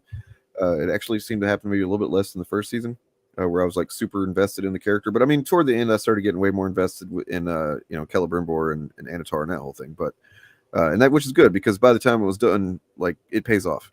Oh yeah. Oh yeah. And then watching the last couple episodes again too, I started kind of seeing Elrond's perspective a little bit more than I had before. I love Elrond in this season. Yeah, really good. Like this is like the road to the Elrond we see in the trilogy. Yeah, and the same with Galadriel. Painful step, yeah. Yeah, this season she began her turn towards becoming the Lady of Light in Lothlorien that we meet in the Third Age. Yep, that's what the whole lesson of the season was. No, but man, she's supposed to be the exact same for thousands of years straight. And she will be, just not yet, because we're still thousands of years from that. Yeah. What blew my mind about that, even during the first season, was them acting like, oh, this is so out of character. And it's like, dude, are you talking about Galadriel, who's like just this ethereal, otherworldly, calming presence until she's a fucking evil demon lady for a split second? Right. Like, you telling me that she doesn't like maybe have a little bit of fucking unhinged inside her? Like, right. All shall love me and despair. Did we miss that part? Yeah. Who missed that memo? I would like to talk to them and show them that memo. Because I certainly remember being in the theater the first time I watching that, and like it lulls you into a fucking false sense of, like, oh man, she's a lovely elf lady, and then just like that happens, and I was like, oh my god, she's gonna kill that fucking hobbit. Oh my god. Right. Bilbo's gonna be fucking paced. Yeah, not Bilbo, Frodo. God damn it. So gravity and relativity, and I don't know if relativity counts, but gravity definitely counts, right? It's a theory. It's a theory, but it's also just like evolution. Evolution. These are theories, and they call theories, and dumb people that don't understand even the most basic science shit. Because I don't understand a lot of science, but I understand the most basic shit of like that. A scientific theory is not like a theory like, oh, I have a theory about something that I just pulled out of my ass. No, it's a scientific theory is something that's been tested. It's been tested, and essentially, I don't know. Can one of you explain it better than I can? Because I'm pretty stupid. Yes. A theory is a model that best explains the available facts. There you go. So in scientific terms, anyway, it is not just a guess or like or a question you want to test. That would be a hypothesis. So when we say like evolution is a theory or gravity is a theory, what we're saying is we have a set of observations that have been made through experimentation. And we have come up with this explanation, the simplest explanation that accounts for all of the observed facts, and that is the theory. And I think this is a transition to Pedocon theory, right? Yeah, I think so. I think so. I mean, of course, I'm going against what we're talking about right now by calling it Pedocon fact, but that's to prove a point. I'm just going to open up a couple of documents and links here. I got like 2 or 3 things. I don't know. So you provided us with something that was like, holy shit, the other day, Bob. It was there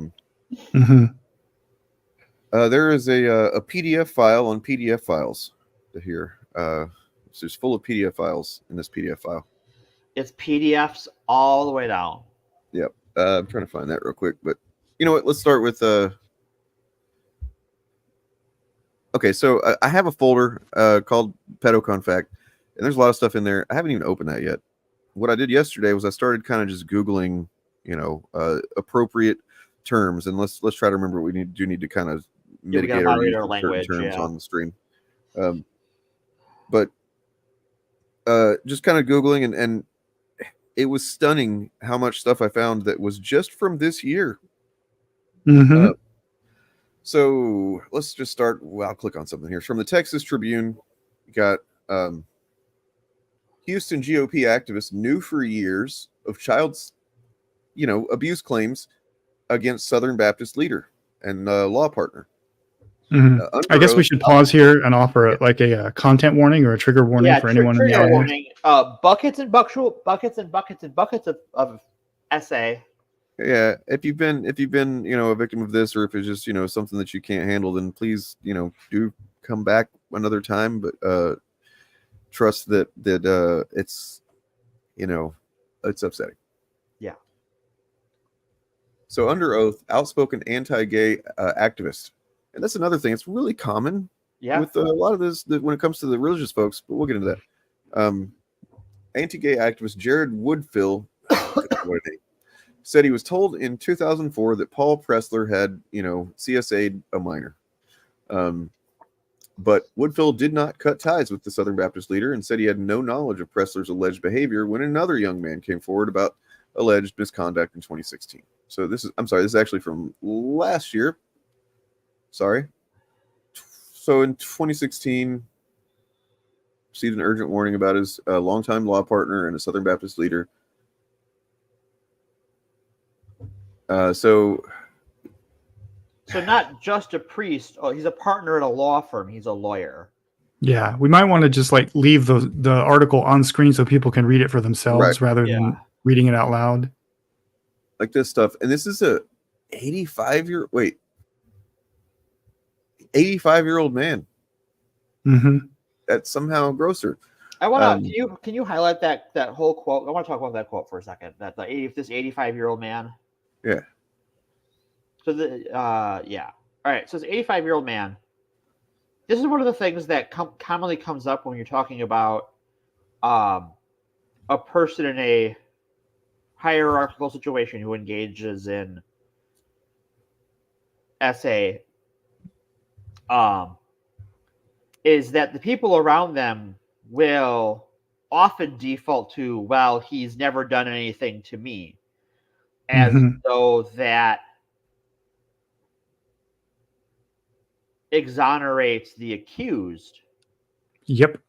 When the person saying that is usually in a position of authority, and what they are doing is denying they know anything happened, and it's two levels of denial. It's nothing happened to me, and I don't. The implication is they don't think he has done anything, so they're giving him cover to give themselves cover. Because if they go, I don't know nothing, then they can pretend to be innocent and pretend that the whole institution hasn't been engaged in a cover-up, when if he has worked with this guy as a partner at a law firm for that long, there was more than 2 complaints. He knows something, right? Like something caught his attention and he just kind of decided to overlook it or even lie about it or whatever. I mean, obviously he did lie about it, as court records apparently show. Yep. Mm-hmm. And it's I want to put a pin in the fact that they keep pointing out that the guy is a Southern Baptist leader. Yes. Yep. Because the document I provided was the Southern Baptist Convention's list of every member. Pull that up. Like every member of their leadership that has either been convicted or credibly accused of SA against either adult women or kids. Yeah. And they knew about it for years. Couple of years ago, this was a document that was I think leaked, but it was compiled by a team that was investigating the Southern Baptist Convention, which is like essentially, that is the organization that, kind of like the hierarchy of all the all the churches and Southern Baptist churches, right? Like generally, probably, I don't know what the ratio is or whatever, but a lot of them belong to this overall Southern Baptist Convention.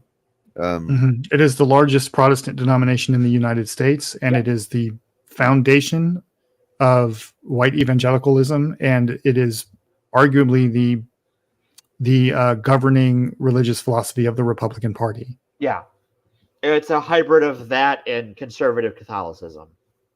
Yeah, and also it's kind of like, I guess, would you say it's the Protestant, the U.S. Baptist version of like the Catholic Church, right? Like how they operate somewhat similarly in structure. No.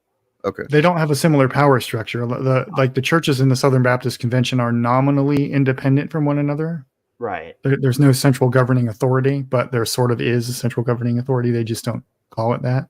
They don't do a thing like where if somebody is caught, like in the Catholic Church, where if a priest is caught doing something bad, they just get moved to another parish. That doesn't happen, as far as I know, in the Southern Baptist Convention. They just don't do anything about it, or what?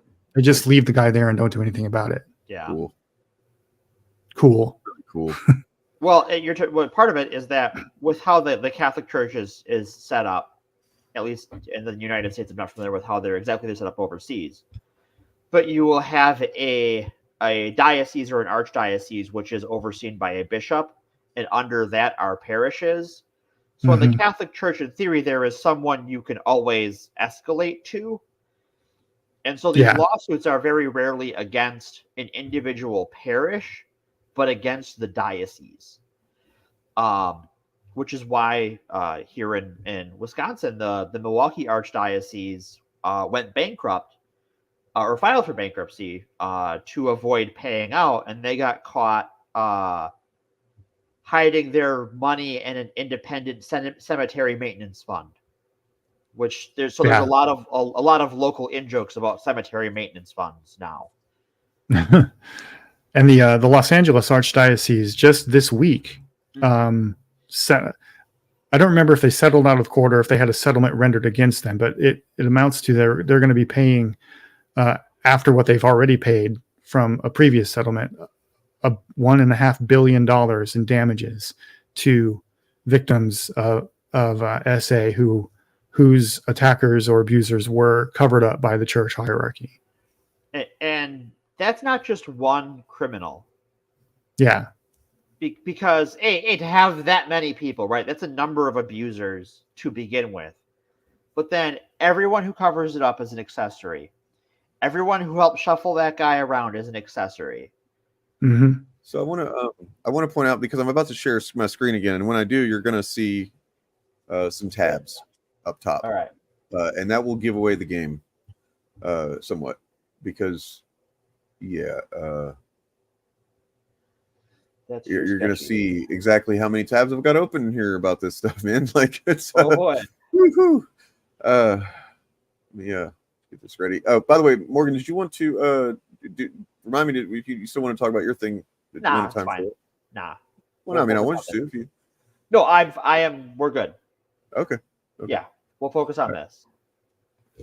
So here's the PDF file of PDF files, and as you can see along here. All right. And these are, varying degrees of either accused or indicted or convicted or what, right? Like, it's kind of different. Bob? Yeah, those are all different things. Sorry, what did you say? You dropped out for a minute. Sorry. These are some of these are accused, some of them are indicted, some of them are convicted, right? Yeah. And this is the Southern Baptist Convention's list of 700 people since, I think, the early 2000s, maybe the mid 2000s. I think it says 2001 to 2023 was when the thing was released, right? Yeah. The time frame of the document, yeah. And these were people that, again, were convicted or credibly accused or indicted or whatever.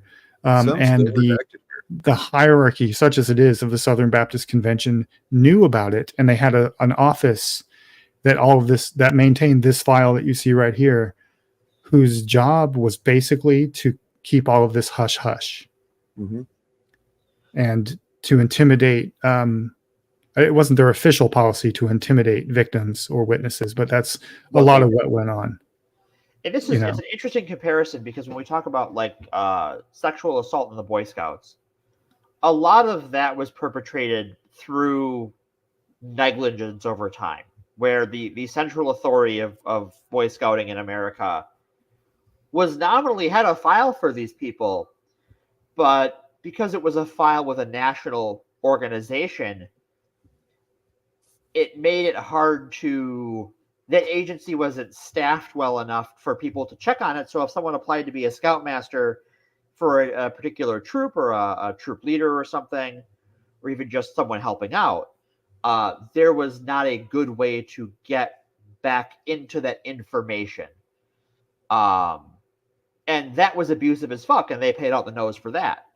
And this is even worse than that. Yeah. And this problem is even worse in independent, non-denominational evangelical churches that have no hierarchy above them, where it's just one guy and his church, and he is the supreme authority in that church. Right. Like there's one Grace Community Church, I think, recently, which is a huge mega church, has a guy that the guy who ran the church did Like he had a woman come to him who was a member of his parish who was being abused by her husband, who was also sexually abusing their child. Right. And the solution was, well, you need to pray harder, and we need to, do reconciliation or something like that. And they kept promoting the guy who was doing the abusing within, like they kept promoting him within and giving him more positions of authority. If I remember correctly. But the basic story was that she came to her spiritual leader with a story that her husband was abusing her and her kids. And the response was, well, it's your fault because you're a bad wife. Right.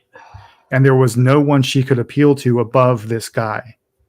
That was the final word, Well, and a lot of these people are taught not to engage with the police or with the state because the state is, corrupted by evil pedophiles. Yeah. One thing we're not going to get into today. Maybe we should actually make a part 2 of this before. There's so much of it. So I mean, we're not going to even touch on the. Sorry, bad choice of words there. We're not going to even get into the Mormon Church, which has a lot of problems. History. They have a very not a similar, but like a similar problem with the internal structure being designed to protect people and to like stop accusations in their tracks, essentially. And because of how the Mormon Church works with your financial ties to the organization, like because often in the Mormon Church, like the job you get in the private sector is through someone through church or someone in church points you to, and the church will know how much money you make and how much money you're tithing and all of that stuff. They have your finances. It's part of the whole deal. So they control your job and they control your social circle. And if you're a minor, the solution to that problem is often punked.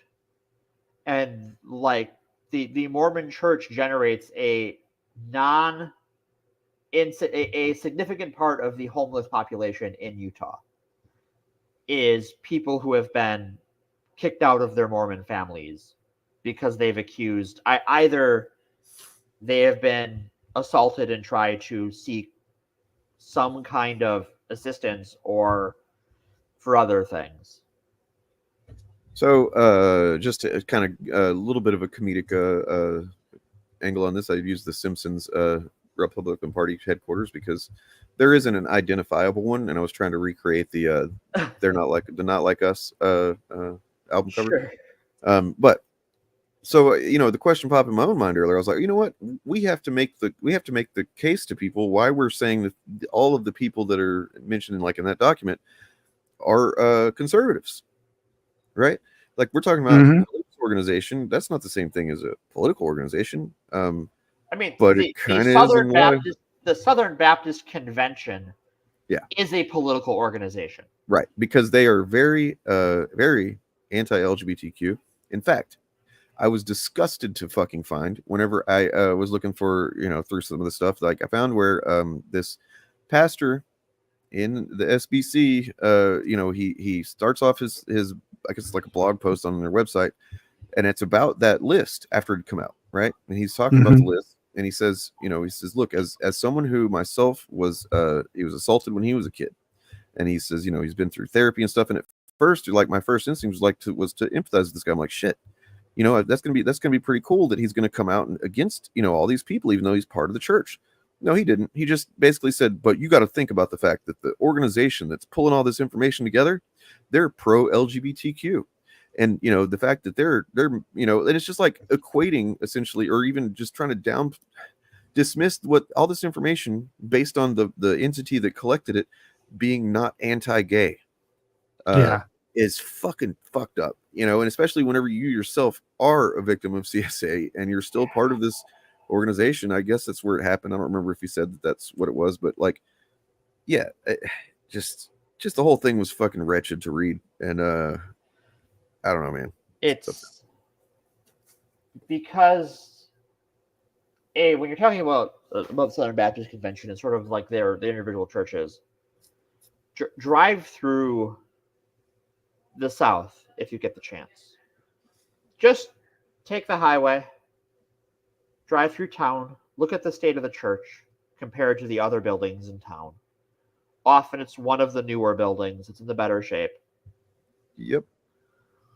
That is the focal point of the community.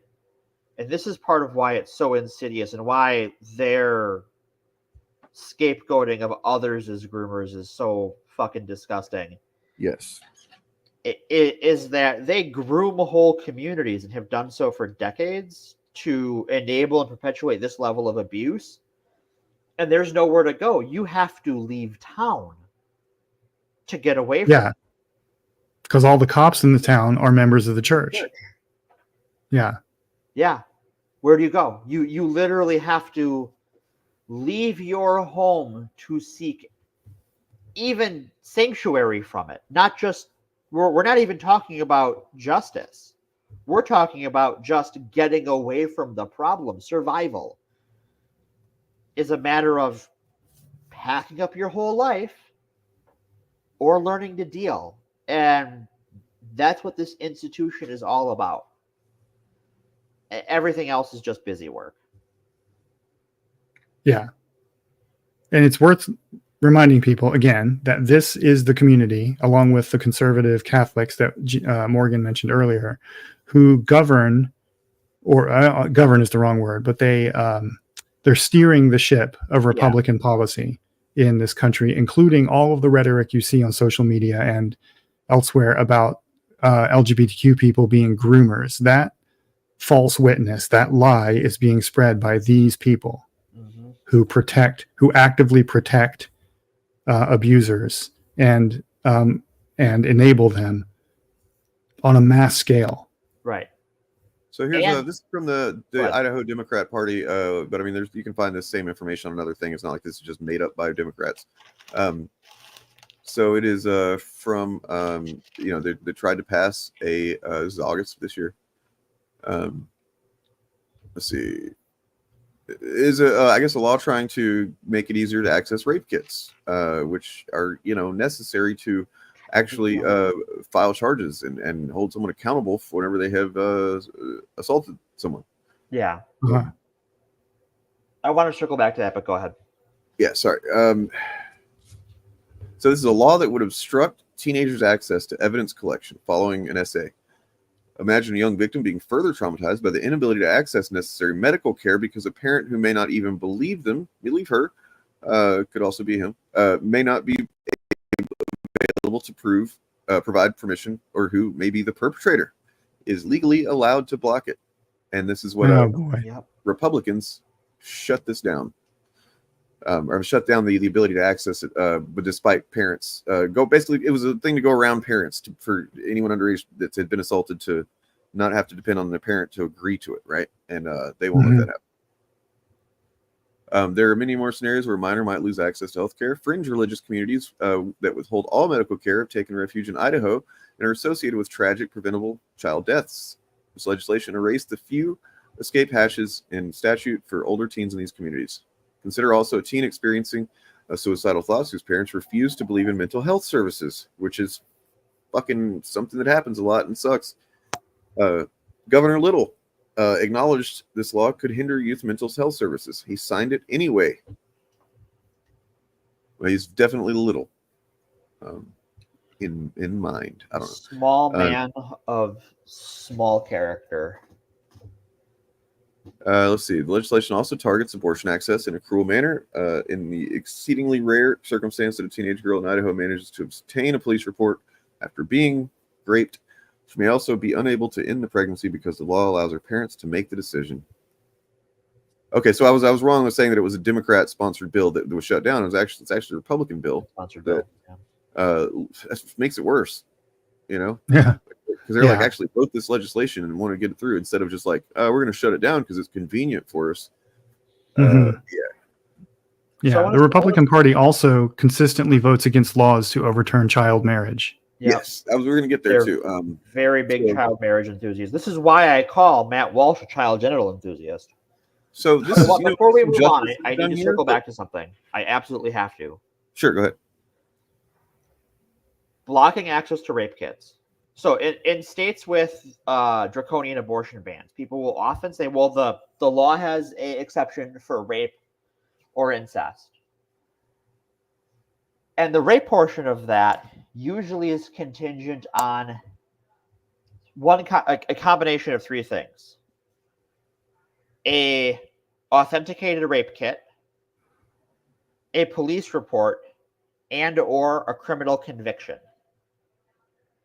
And so if you're denying access to rape kits, you're preventing those other two things from happening. Yep. So this is... And even if... Go ahead. I was just going to add an aside that even if you're not blocking access to them, none of those things are going to happen in 6 weeks, which is the average length of time for the rape exception. Right. So, yeah, conviction certainly isn't. A police report, if you live in a medium-sized city with a somewhat motivated police force, you might get a police report in 6 weeks. So the rape kit's kind of all you have. Mm-hmm. Well, and they don't even want that. I mean, Joe, don't even get started on the degree to which just basically rape kits all over the country that are backed up. Are backed up to hell. Yeah, it's terrible. It's upsetting. The other part of it, before we move on, is that because of how this re-insulate this community, not only is this a thing that encourages SA, but it also heavily empowers the spread of STIs. Yeah. Because you are removing these people from medical care, and people who commit SA aren't prone to practicing safe, Yeah.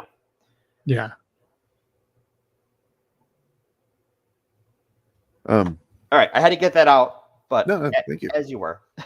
Well, I just wanted to highlight this guy who he got some justice done here. Okay, some good news, I guess. All right, we'll take that. Bo Michael Dresner was arrested in April 2019 after allegations of CSA surfaced against him. At the time, he was serving as the precinct chair and sergeant-at-arms for the Hayes County Republican Party. The county is situated just southwest of Austin, with its seat being in the city of San Marcos. In 2019, an investigation into Dresner began after a child came forward claiming he had SA'd her. Not long after it began, the local GOP official was pulled over by deputies with the Hayes County Sheriff's Office en route to an airport with a one-way ticket for Armenia, a country that would not have extradited him to the U.S. A deeper search of his possessions turned up a computer on which he had searched the internet for information about countries with no extradition agreements in the U.S. It also contained hundreds of thousands of CP images. Hundreds of thousands of CP images. Jesus Christ. I didn't know. Why does that many exist? Come on, man. Like, that's upsetting too. Shit. Okay. Broadening the scope of its eventual charges, another child came forward during the investigation to accuse him of the same thing. He was ultimately hit with 4 counts related to the abuse of the child who first accused him, and a further 61 charges of possession of CSA abuse material with the intent to promote. He's a dealer. After having first pleaded not guilty, he switched his plea to guilty for all charges after his trial began, leading to the dismissal of the jury and changing the proceedings to a punishment hearing. Evidence presented including testimony from his daughter and another child who had previously lived in his home. So the judge sentenced him to 75-year sentence for the abuse charges, and further sentences between 10 and 20 years each for the CP images. Wow. In total, he was sentenced to 410 years in prison. Are those consecutive or concurrent? Yeah. Or a mix of the two. I don't know. I mean, I know that it doesn't matter. He's going to die in prison. It's somehow both not long enough, and he's going to die in jail anyways. Yeah. Look, here's the story of a Republican who got married at 15 but wants to ban child marriage. We're not going to get into that, but look, good for him, man. You know, I guess. Did he learn his lesson? Or how old was the person he married? How if they were both 15. We don't have time. I mean, if they were both 15, that's less problematic. But if he was Yeah. But most child marriages are like an adult marrying a child. Yeah, an adult male or marrying a young girl. Yeah. And by young, I often prepubescent. Yep. So yeah, that's that is a positive outcome from a very unfortunate circumstance. And I don't know. I guess I'd like to see that kind of thing be the norm. I would too. Unfortunately, for all the information we have, right? We have documents. We have PDFs of PDF files. Yeah. Those are the All ones right. that have been caught. And as we talked about, there is a whole system in place to stop them from getting caught. Mm-hmm. Well, but okay, so there's a system in place, but it's not like it's a system that goes up really high into the upper echelons of power, right? Let me. Uh-oh.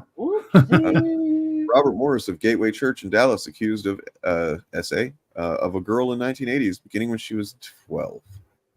And he has been doing that for decades then. Get out of here. Half a century, effectively. So a Texas evangelical pastor and former spiritual advisor to Donald Trump, a spiritual advisor to Donald Trump. That makes sense. Actually, it makes a lot of sense, really. Birds of a feather grape together. It has Am I wrong? He confessed to SAing a young girl in the past.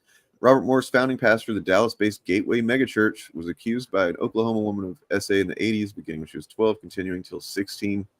He confirmed the allegations to a religious publication, the Christian Post. In a statement, he said, "When I was in my early 20s, I was involved in an inappropriate sexual behavior with a young lady." Oh my God, is that how he really young fucking lady described that? What the fuck? How could you? A young lady at a home where I was staying. Oh my God. Fuck you, buddy. Like any of that fucking makes any of it okay, dude. Jesus Christ. Spiritual advisor, folks. Spiritual advisor. In her own statement to the Christian Post, the victim of the assault said she was appalled at the description of her as a young, and said the repeated abuse had taken decades for her to process. I bet. She said her family had threatened Morris with the police and later considered filing a lawsuit. So on top of that, for another great example, I'm gonna permission to seize the feed to present something. Mm-hmm. All right. I just want to point Better out not be any anti-Wolverine propaganda. I want to point out you. one more thing about this guy is that in March, he said in March of 87, the situation was brought to light and it was confessed, and I repented. Good for you. Okay. The only thing you didn't do was submit yourself to the fucking state, so that fucking, society at large could see you, if not rehabilitated, then fucking punished. Right. I submitted myself to judgment before myself. Right. What that says. What you got, Morgs? You want to pop that bad boy on screen? Yeah. Right. So. Oh God. This motherfucker. Yeah. So this is from Esquire earlier last week. And so Christine Blasey Ford was a woman who testified before the Senate Judiciary Committee that Brett Kavanaugh was a fucking sex pest. And the FBI opened up an investigation about that, except that how that tip line works is it goes to the White House. And the White House dropped the case because the FBI has no written protocols to supplement the background check at all. So basically, they opened up a tip line for people to call in, and they followed up on fucking none of it. Was he a sex pest? I thought she testified that he essayed her while she was drunk. I was being polite. Oh, okay. Yeah. Yeah, blood. Sex pest is bad, but it's not as bad as essay. Okay, like theoretically, yeah, that would be the case. But even if that's the case, that's still not enough. That's not the point. You have broken the social contract, and society at large, you owe a debt. That's the kind of thing. There is something. Okay, so like. And that's saying if this person isn't just a cynical fucking religious person who doesn't actually believe any of the shit he says, which is possible and maybe even probable with somebody who would do something like that. So I don't know that I agree. I mean, I think that the religious mentality, well, as far as what BBC is saying, the how the religious mentality works is that there is a reason that the Catholic Church shuffle these people around, and it's not just to avoid financial crimes or financial punishments. It's because often in America, Catholic parishes are associated with schools, and schools have parents involved, and often because, depending on where you are, a Catholic education might be the best school in your area, and they often have a fair number of non-Catholic students. Yeah. They understand the value of a community. Despite being a religious community, they also understand the value of the whole community outside of them, and they recognize enough that they owe a debt to that community when they wrong them. They try to hide the wrongs. Yeah. They And I would they owe that duty, which is why they hide them. Yeah, and I would submit that the phrase "the religious mentality" is too general because there's a lot of different religious mentalities in the world. This is a religious mentality that has wedded itself to self-perpetuating unjust hierarchies of power. Right. Right. Yeah. I mean, absolutely, because it does, and grants them divine fiat, basically. It almost by definition, the religious mentality could indicate any number of things because it's so vague, and because your ability to attach to religion or connect with religion in whatever way you see fit can justify essentially. Then that can be all manner of things. But yeah, man. Yeah, I mean, he was just a sex pest primarily, right? Like he was just doing creepy. He allegedly not to say just as if her. to downplay it, but he allegedly essayed her. Yeah. Okay. Yeah. And there were other people who alleged the same, and there were other people who alleged he was also a sex pest. And the FBI and the White House effectively created a voicemail for all of that stuff to get dumped into and deleted. And who was running the White House then? Remind me. This orange guy? Oh, this Oompa Loompa fellow from New York. What's his name? Oh, Donald Trump, the same fuck running for the Republicans right now. Yeah, I thought so. Weird. So I'm just going to run through a couple of these really quick. We're not going to get into the details. I just want to show you the headlines so we can kind of burn through. But you can take back over. Okay, so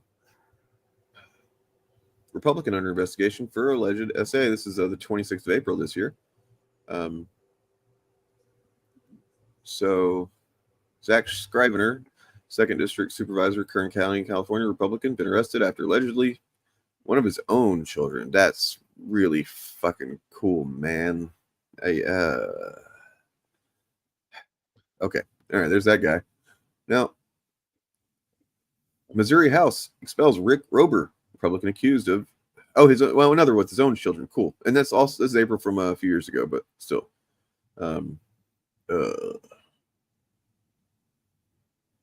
Only one member of the Missouri House has ever been expelled before, and the charge then was disloyalty to the union. Disloyalty to the union? Yeah. Oh, that's what the previous person, not this guy. Yeah. Right. No, I mean, he was expelled from on a 153 to 0 vote, which is, good. Good. That's good. Glad there wasn't anybody that was like, actually, it's not so bad. Jesus Christ. Imagine if the U.S. congressional Republicans had the cojones to do that to Matt Gaetz.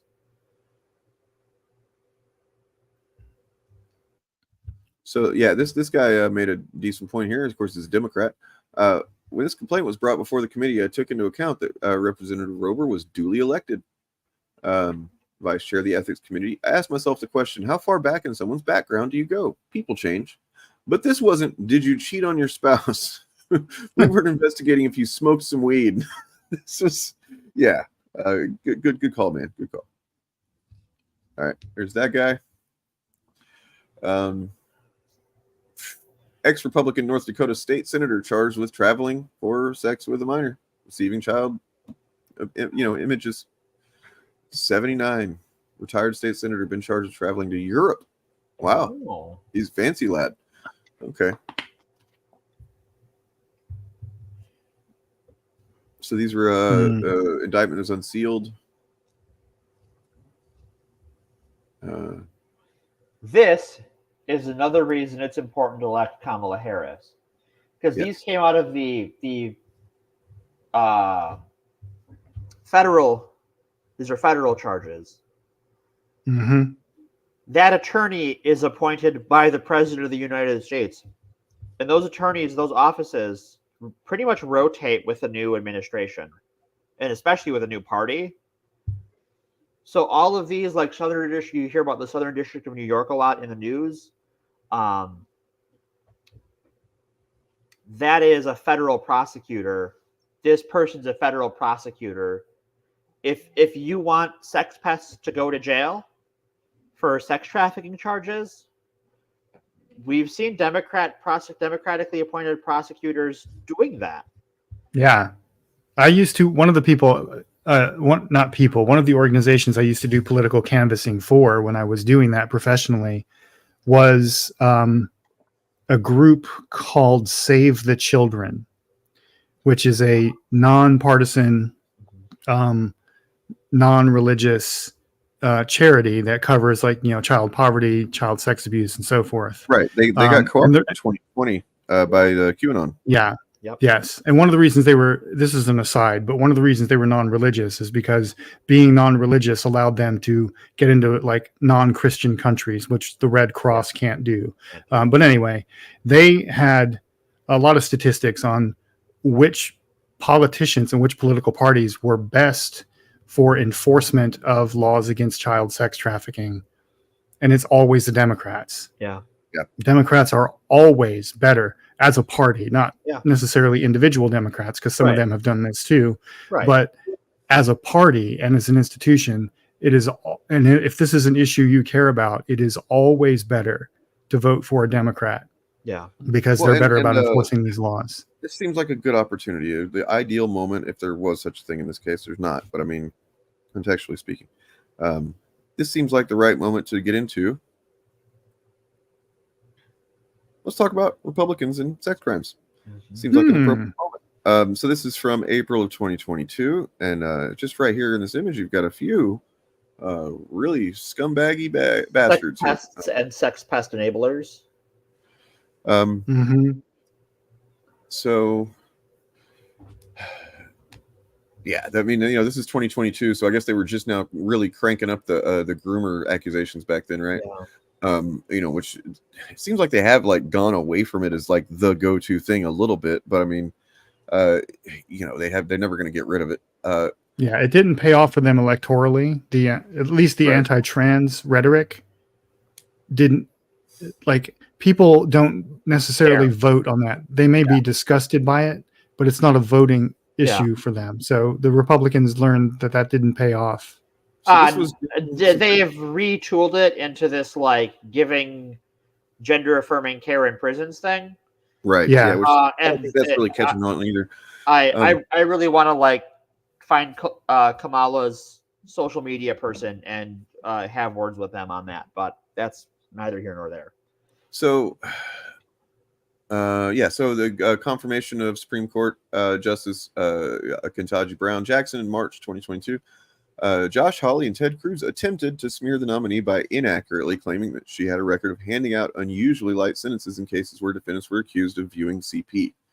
The issue descended deeper into absurdity when 3 moderate Republicans voted to confirm Jackson, and Rep. Green, the walking id of MAG America, tweeted about them saying Murkowski, Collins, and Romney are pro-pedo. Meanwhile, defenders of Florida's new Don't Say Gay law, which strictly limits public school teachers' ability to discuss LGBTQ people and issues in the classroom, began referring to the legislation as anti-grooming bill, evoking the deeply homophobic idea that an adult would only talk about these topics with a child in order to prime them for abuse. And it, we've said it before on here, and I'm gonna say it again right now.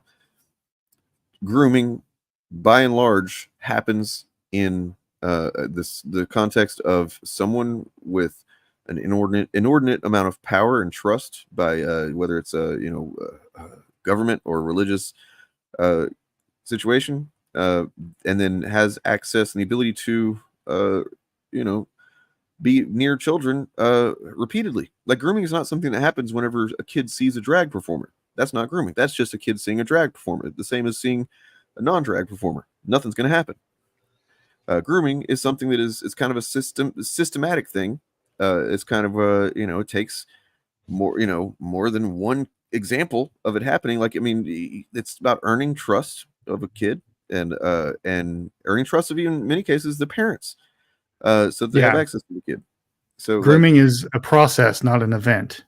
That's a really good way to put it. So when these people use these terms, man, it's so fucking fucked up, because that they don't care about these issues, anyway, but then they, it's the same exact thing as you just mentioned, Save the Children. And I remember in 2020 during the summer, that was when there was a big uptick in QAnon, because a lot of people at home, a lot of people weren't working, COVID, a lot of frustration, a lot of people looking for answers, and apparently went down some really fucked up roads to find them. And so you saw QAnon kind of co-opt the hashtag Save the Children to the point where the actual Save the Children campaign couldn't use it anymore. Right. Because it was just being, and so that literally creates a situation where the organization that's actually doing work to save children and to prevent harm is cut out of the picture to a degree. And here comes just this political fucking cancer, this tumor that's been kind of just riled up by disinfo agents on fucking 4chan that aren't going to do anything but create more harm to kids. It's the exact same thing. They make it harder to investigate these things, because like Save the Children, this goes in waves, but Save the Children, the organization, would often every time there was a moral panic, they would get inundated with reports of grooming or something like that they would investigate, because that's their mandate. And it would end up being like somebody like showed their kid a picture of a drag queen or something stupid like that, and that was a waste of resources that could have gone to helping someone who was actually being hurt. Right. And every time this flares up, it makes it harder the moral panic makes it harder to find actual PDF files and right. Well, and and having been kind of the subject of this very thing before, by a couple of fucking morons who have more interest in, like, they're desperate to get views on their YouTube channel, so they decide, well, let's take this actually a reasonable fucking position that Dane has, and make it to be the exact opposite, actually, right? And tell people that, and then we get a couple of clicks. It didn't do a whole lot for their channels, I'm happy to report, but yeah, so it's exactly what happened. And that's the most frustrating thing about it, is like, yeah, it's frustrating to have that shit said about you, but I know that anybody that is that I give a shit about their opinion of me is not going to fall for it, right? Because they're smart people, or you have halfway smart people or recognize that's stupid. But what pisses me off about it is using the guise of caring about that kind of thing to just, like, because they don't, just to get a fucking gotcha, or like to harm your fucking perceived enemies or whatever. Well, it's it really ties. What it reminds me of is that Jim Caviezel movie. Yeah. The guy that movie was allegedly about ran one of these, like, anti-sex trafficking organizations, but all he ended up doing was they created demand for it in some places. Yeah, because he was just buying children. He was going around to these places where he just assumed that there would be some sex trafficking. He would go around asking people, and just like undercover, like, hey, we're gonna buy some kids, and then dudes would be like, oh wait, I guess we could find some, sure. They're like, go out and actually make it happen when it wasn't fucking happening before. It created demand, and he paid money for children and made the problem worse. And then that guy's profile rose, and he got more money towards the cause of paying child traffickers. Yeah. Let's run through this list here real quick, just because these are the all-timers of the GOP of the recent years anyway. So you got Florida Rep Mark Foley in 2006, forced to resign after it was revealed he'd sent sexually explicit messages and propositioned teenage congressional pages via email and text. 2015, this is a big one. Representative Dennis Hastert, the longest ever serving Republican Speaker of the House, pleaded guilty to making illegal hush money payments in order to cover up his history of essaying high school wrestlers he had coached decades before. The judge said at his sentencing, "Nothing is more stunning than having serial child, Lester and Speaker of the House in the same sentence." Yeah, that's pretty upsetting. Yeah, that's quite the whiplash. During and after the 2016 presidential race, among the dozens of women who accused former President Donald Trump of being a predator, were several contestants in the 97 Miss Teen USA pageant who reported that he barged into their dressing room while girls as young as 15 were changing. Trump allegedly told them, "Don't worry, ladies, I've seen it all before." I bet you have, Don. I bet you have. That's worse. You get why that's worse, right? And then, then there's the Howard Stern interview where he literally bragged about doing exactly that. Yeah. During the 2018 midterms, Alabama Senate candidate Roy Moore was accused of preying on girls as young as 14 and 16. The New Yorker reported that his habit of trying to pick up high schoolers was so notorious that it actually got him banned from a local mall. Yeah. Cool guy shit. Also in 2018, Representative Jim Jordan. Jim, they spelled it wrong. It's actually GYM. GYM Jordan, yeah. I was going to say, yeah. I'm glad we're all in on the joke that this guy is. Hardline Conservative Freedom Caucus became embroiled in a scandal over his time as a wrestling coach at Ohio State, where a team doctor named Richard Strauss, who committed suicide in 2005, was found to have abused more than 177 male student athletes. And then, of course, there's Matt Gaetz. Man, we're still waiting on his stuff to come around, right? Like, when's that going to fucking pop? Not soon enough. I thought that it must be like nothing was going to come of it for a while, but then I think I saw something not too long ago that said that there's still some shit in the works with him. Mm-hmm. I haven't looked into the details. Have you, either of you? Not in a while. No. Not in a while. I do know because I am originally from his congressional district. He was not my congressman when I lived there. Well, so is I think no, I don't know if what's his name is too, but they went to high school with him. I know that. What's his name? Alan Richson. Yeah, Alan Richson. Yeah, Alan Richson, which I did not know, and I'm happy to learn that he's also from my congressional district. But I've nominally kept aware of Matt Gaetz's career, and he has a guy that lived with him, that moved into his house with him when he was like a minor. Yeah. Yeah, that's weird, man. That's that like. Now, and he's like, what is that about? Now, to be fair, Matt Gaetz says that he adopted him as his son. Okay, so yeah. I just want to make sure that's out there. But the guy started living with him when he was a kid, and that's always been a little weird to me, right? Because that's not like a Batman and Robin thing. That seems like something a lot worse, right? If it wasn't for the fact that I mean, at the very least, I would think that he's a negative influence on this dude, right? Yeah, if not just like something more insidious going on. So ever since that story broke, I've kind of kept aware of Matt Gaetz, and so when this one broke about him allegedly trafficking a teenager, I was like, "Yep, that fits." Yeah. Well, I know a lot of the investigations into him got held up because of things in the Trump White House DOJ. And a lot of the ethics investigations in the House ended when the Republicans took control of the House in 2022. And so what I'm saying is you should be voting for Democrats. Right. And then as this article points out, I mean, yes, it is unfair to suggest that there's no Democrats that have been, in trouble for this stuff, because there have been. Yeah. Bill Clinton, anyone? Yeah. I mean, Anthony Weiner, for fuck's sake. I forgot about him. You'd think you keep your wiener clean, but nope. What's Jerry Ryan's ex-husband? Really? He was a Republican. Was he? Oh, okay. All right. Yeah. I thought he was a Democrat, but I guess not.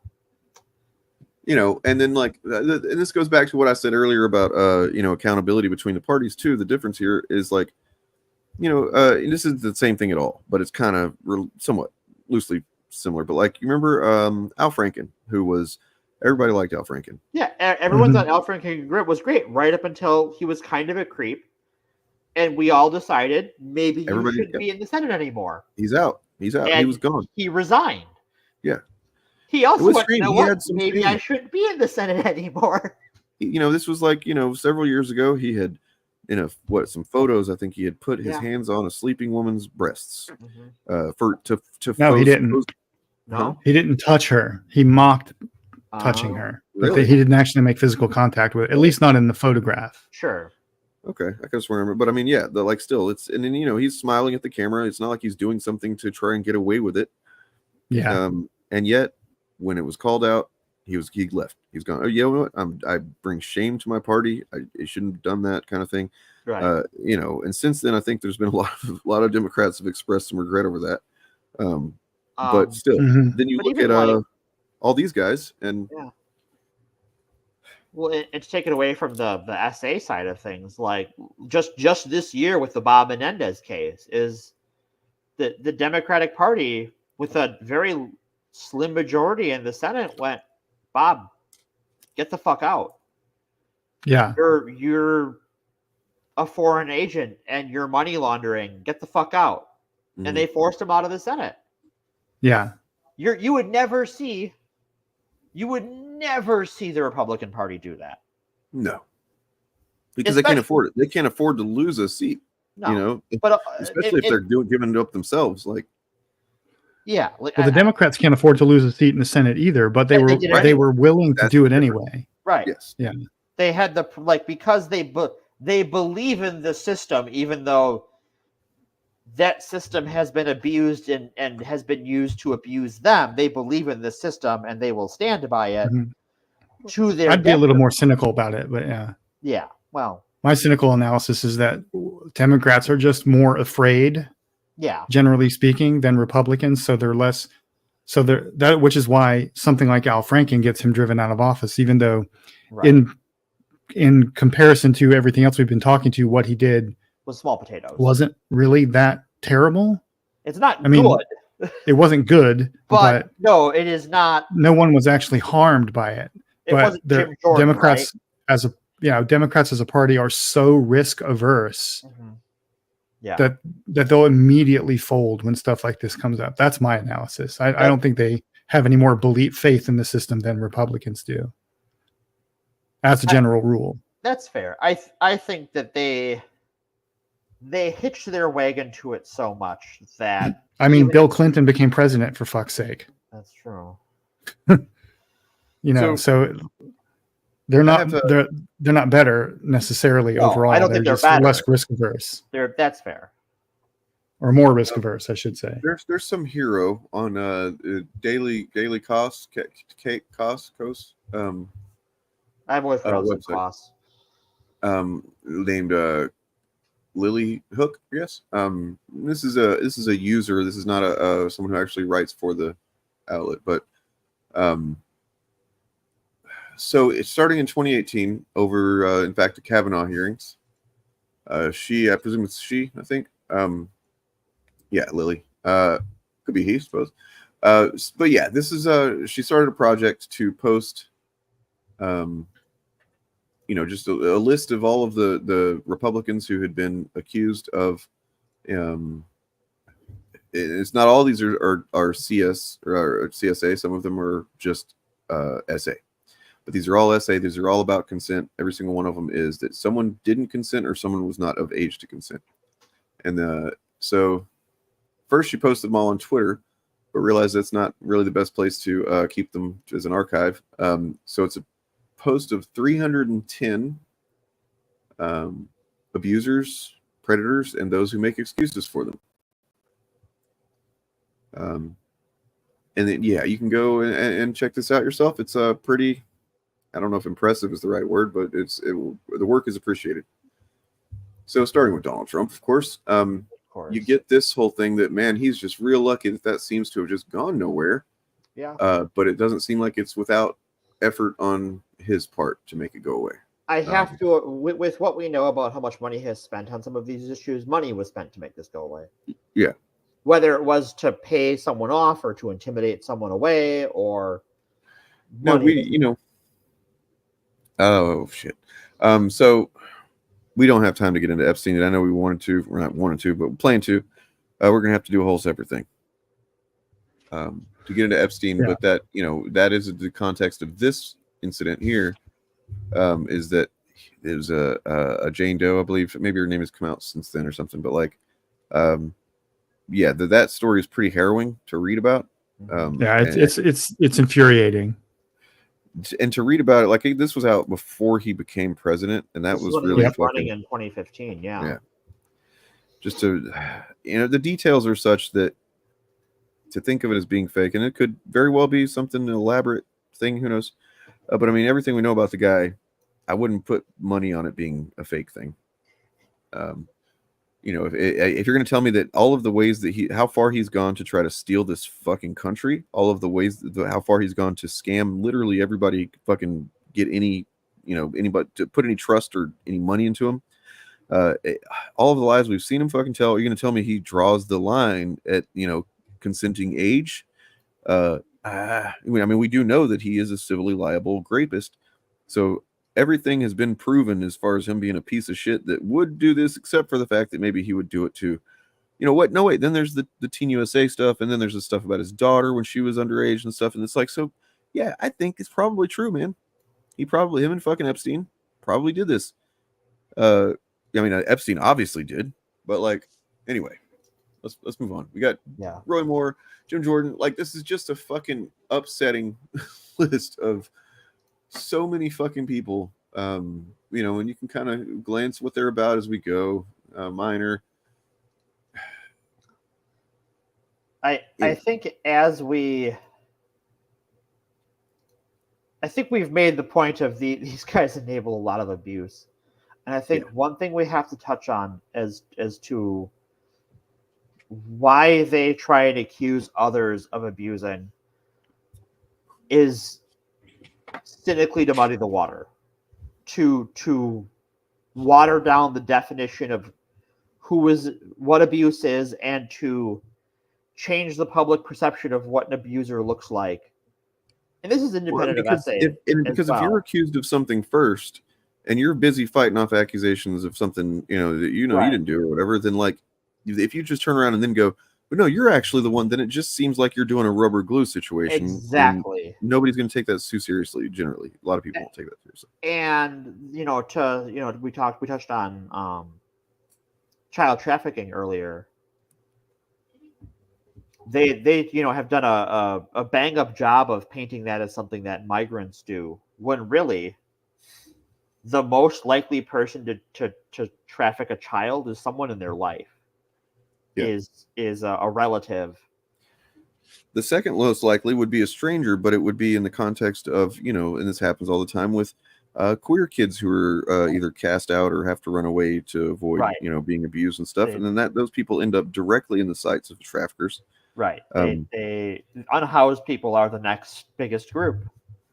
Mm-hmm. And none of these people who sell themselves as concerned about sexual assault or child trafficking on the right will do a damn thing about that. And and the whole QAnon thing actually is built on moral panics about child sex trafficking and stuff, which is a real thing. And this is what I find infuriating about it, because it is not just real; it's an enormous problem. It's a huge deal. And it's like trafficking in human beings is the third largest illegal trade in the world, behind guns and drugs. And this makes it harder to do anything about that problem. It's the cynical exploitation of people's real visceral fears about the safety of their children, and then directing it at exactly the wrong target, so that the right target never gets held accountable. It's a feature, not a bug. Yeah. Well, you know, and that brings us to a nice closing point, I think, and also a question, Morgan, for you. Sure. We got two Sundays left before the election. We do, in fact. Should we? Because we still have, you know, and it's been mentioned a couple of times in this episode, and at one point we considered it the big one. I still do in a lot of cases, a lot of ways. It is the one that's built on top of everything else, essentially, that we've ever talked about on this fucking channel, basically, which is QAnon. I mean, not this channel, but this show. The show, yeah. It is comprised of essentially almost every moral panic that, the major moral panic that we've covered. It's all in there. As well as other topics like, JFK and fucking, vaccines, and just like, it's all in there. It's like the Borg of conspiracy theories. Exactly. It's the blob. It's the blob of conspiracy. I love both of those. It's the fucking choose your own adventure conspiracy theory. Yeah. I think we could certainly talk about it. I think I have one thing I want to put on the table, and you can tell me you think I'm wrong on this, but I think for the people who tune into the show, I think for the most part have heard what we've had to say on this election. And we've covered a lot of stuff this year that's directed at this election. I think by Sunday the 2nd, Election Day is 2 days away. Yeah. I think we should do something fun. What? Fun. Oh yeah. Okay. Well, we can do we can maybe see if we can get our special guest back that's supposed to wants to come back on, see if he's available on that day. If not, we'll do it maybe whatever other day. But we'll do something fun that day. We'll do the 2-year celebration thing, and maybe we might make it like cook on it. We got I'm gonna do some thinking on it. Because I want to try and incorporate looking back at what we've covered. So maybe I'll do like a trivia thing about past FAPs or something. Sure. That means I have to go watch all of them. All of them. No, you're. I mean, there's a good bit of them you probably are familiar with the details anyway. So. Yeah, you probably get the gist of a lot of it, but just because I think we all, especially right now, you can't escape it, and I thank you all for being here, and I hope you are spreading the good word out there to, do what you can, but we are at the end of the beginning of this fight, because it doesn't end in 2 weeks, unfortunately. But we could all use some good company and some good stories. Yes. Yes. With that said, I do have a couple of images to share. This is mostly unrelated, but I saw it earlier posted in the server, and it's pretty funny.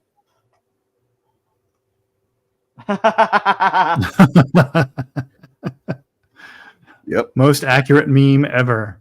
Yeah, that's so. God's painfully true. Yes. And thematically fits with what we've just been talking about, because one of the big contributing problems to what we've just been talking about is the conservative/libertarian blindness to concentrations of power that are not the government. They're not like us. No, they are not. Well, just remember, if in the event you ever need to know the age of consent where you live, find a libertarian. They'll tell you. Yep.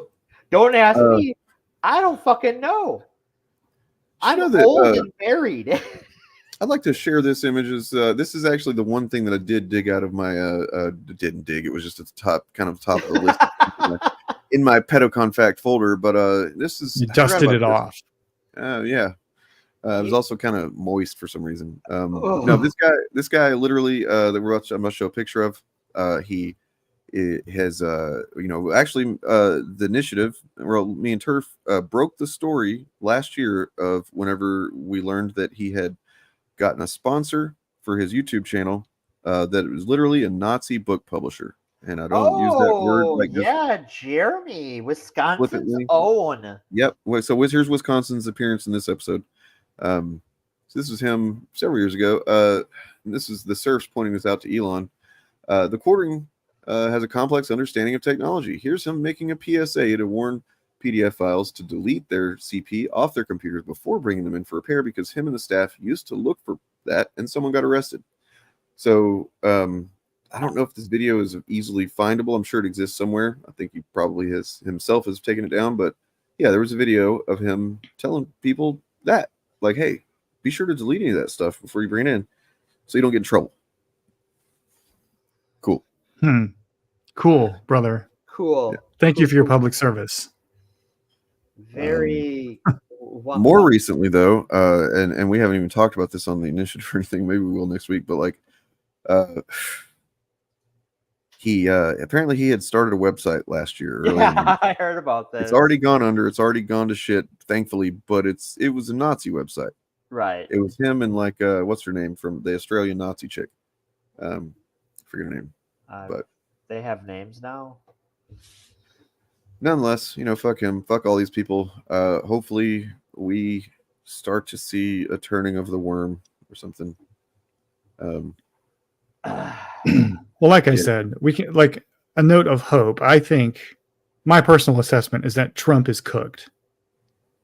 I think one way or the other.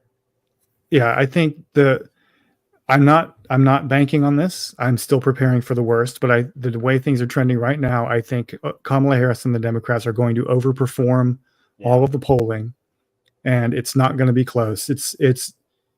I've been watching what's going on in Florida lately, and Florida could actually flip. Wow. It's a remote possibility, but it could. And if that happens, there is no path to victory for Donald Trump. Right, he's cooked. No, absolutely. But we should not rely on that. But I think the worm is turning because even people who are conservatives and, all the rest of the demographic that Trump fishes in are sick of him. So I was over visiting family yesterday, and in 2026 or 2016 and 2020, the number of Trump signs in the neighborhood were, I would say, a quarter of the houses on the block. Yeah. One. Whoa. Yeah. It's embarrassing to people now. And, yeah. And the way. And in 2016, one of those ahead. my family member's house, and not this year. Yeah, and the way he's been canceling public appearances like the Dickens the last week or two, using the excuse of exhaustion, is kind of shady to me. Here's one. Okay, I gotta. This is Morgan's. I need my 5 minutes to complain about the New York Times, as is tradition. It's in the bylaws that I get to do this whenever I want. The New York Times. So yesterday, Donald Trump went and worked at McDonald's for half an hour. Except New York Times, the McDonald's was closed. It was a photo op. The people who visited the McDonald's were all people who were sent by the campaign to do that, who were vetted ahead of time. The people who were working alongside him were part of the campaign working alongside him. And that was in his own documentation. And you, the New York Times, the paper of record in our country, could not bother to put that front and center in the goddamn story. Times, you suck, man. God damn, the Times sucks. That felt good. Fuck the New York Times. Fuck them. Fuck them. But so the other day, actually, Donald Trump was on fucking Fucks and Friends, and he so whenever he went on the show, you know how there's like the 5 fucking idiots that sit there on the couch. So they brought him in there. They sat him down right in the center between them, and it's kind of notable that like I don't know if it was Brett Baer or whatever one of those fucking stooges is. He actually like they seem to be sitting him down like very gently, like guiding him to the seat. And it's notable in the video when you see that. Well, now there's reports that possibly it seems like somebody had said that they had actually had to put an incontinence pad down on the couch for him to sit on.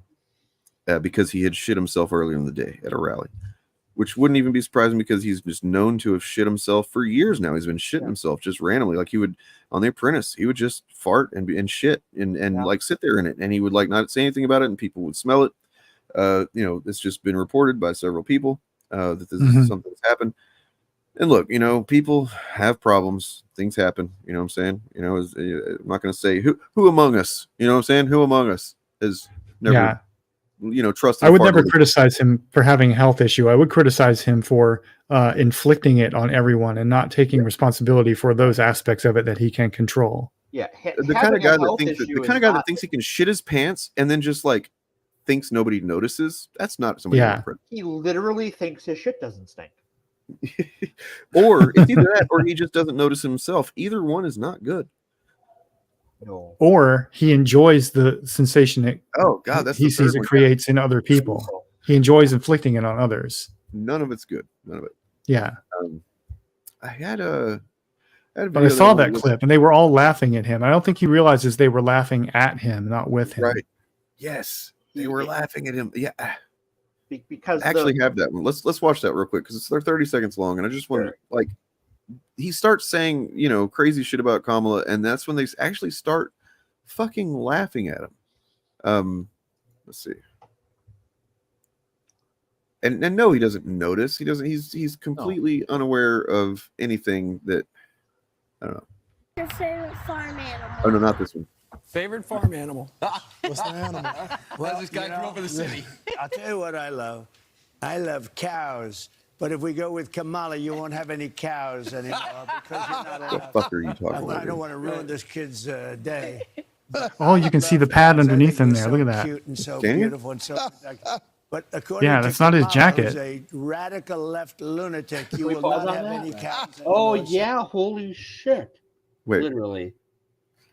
He's Oh sitting my on a God. pad. He's sitting on a pad. They didn't even try to hide it. No.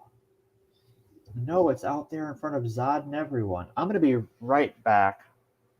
Yeah, look at it. I mean, this poor black guy. He's like, oh, what am I doing? CNN, save me.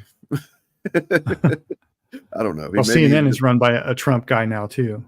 Yeah, but at least he wouldn't have to pretend so hard. Maybe. Yeah. I'm just assuming, but that's actually racist of me. I shouldn't do that. But at least it's not as racist as this. This guy goes, 70% of America says we're heading in the wrong direction. And what do you have to say to those 70% of Americans? And Donald Trump's been running. Is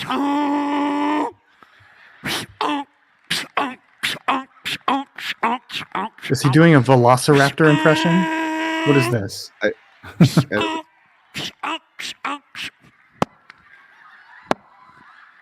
Oh my God. Her handlers are coming out.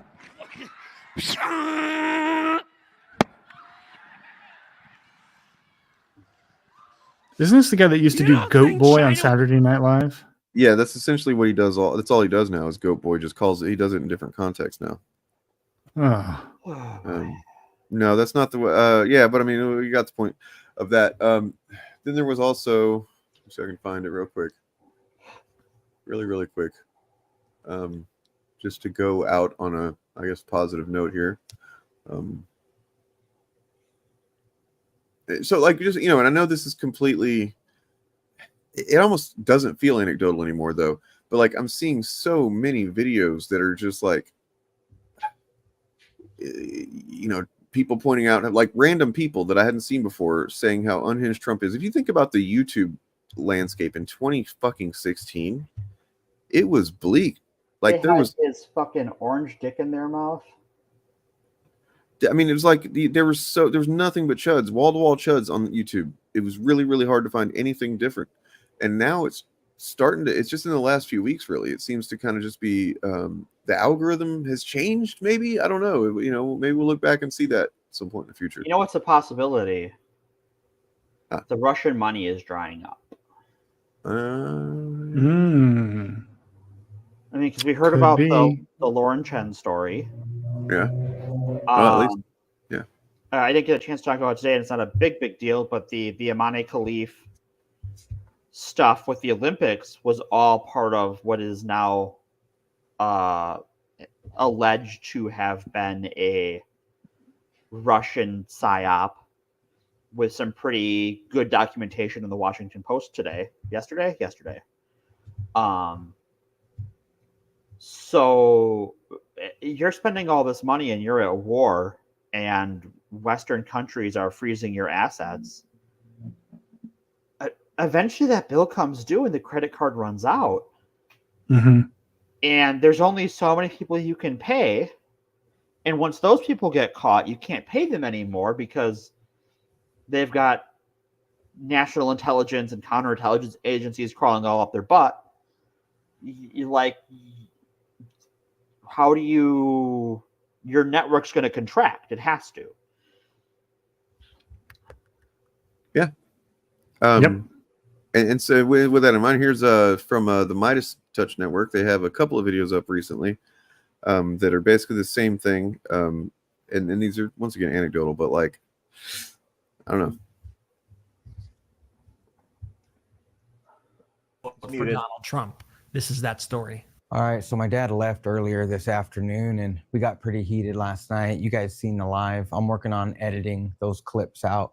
Well, we argued till about 1 a.m. and we both kind of went to bed a little pissed off at each other. But this morning, my dad got up and he goes, you know, I'm not voting for Donald Trump. I'm a little exasperated at this point. And I'm like, why, Dad? Like, I literally just showed you tons of evidence and you've dismissed it all. Like, why wouldn't you vote for Donald Trump?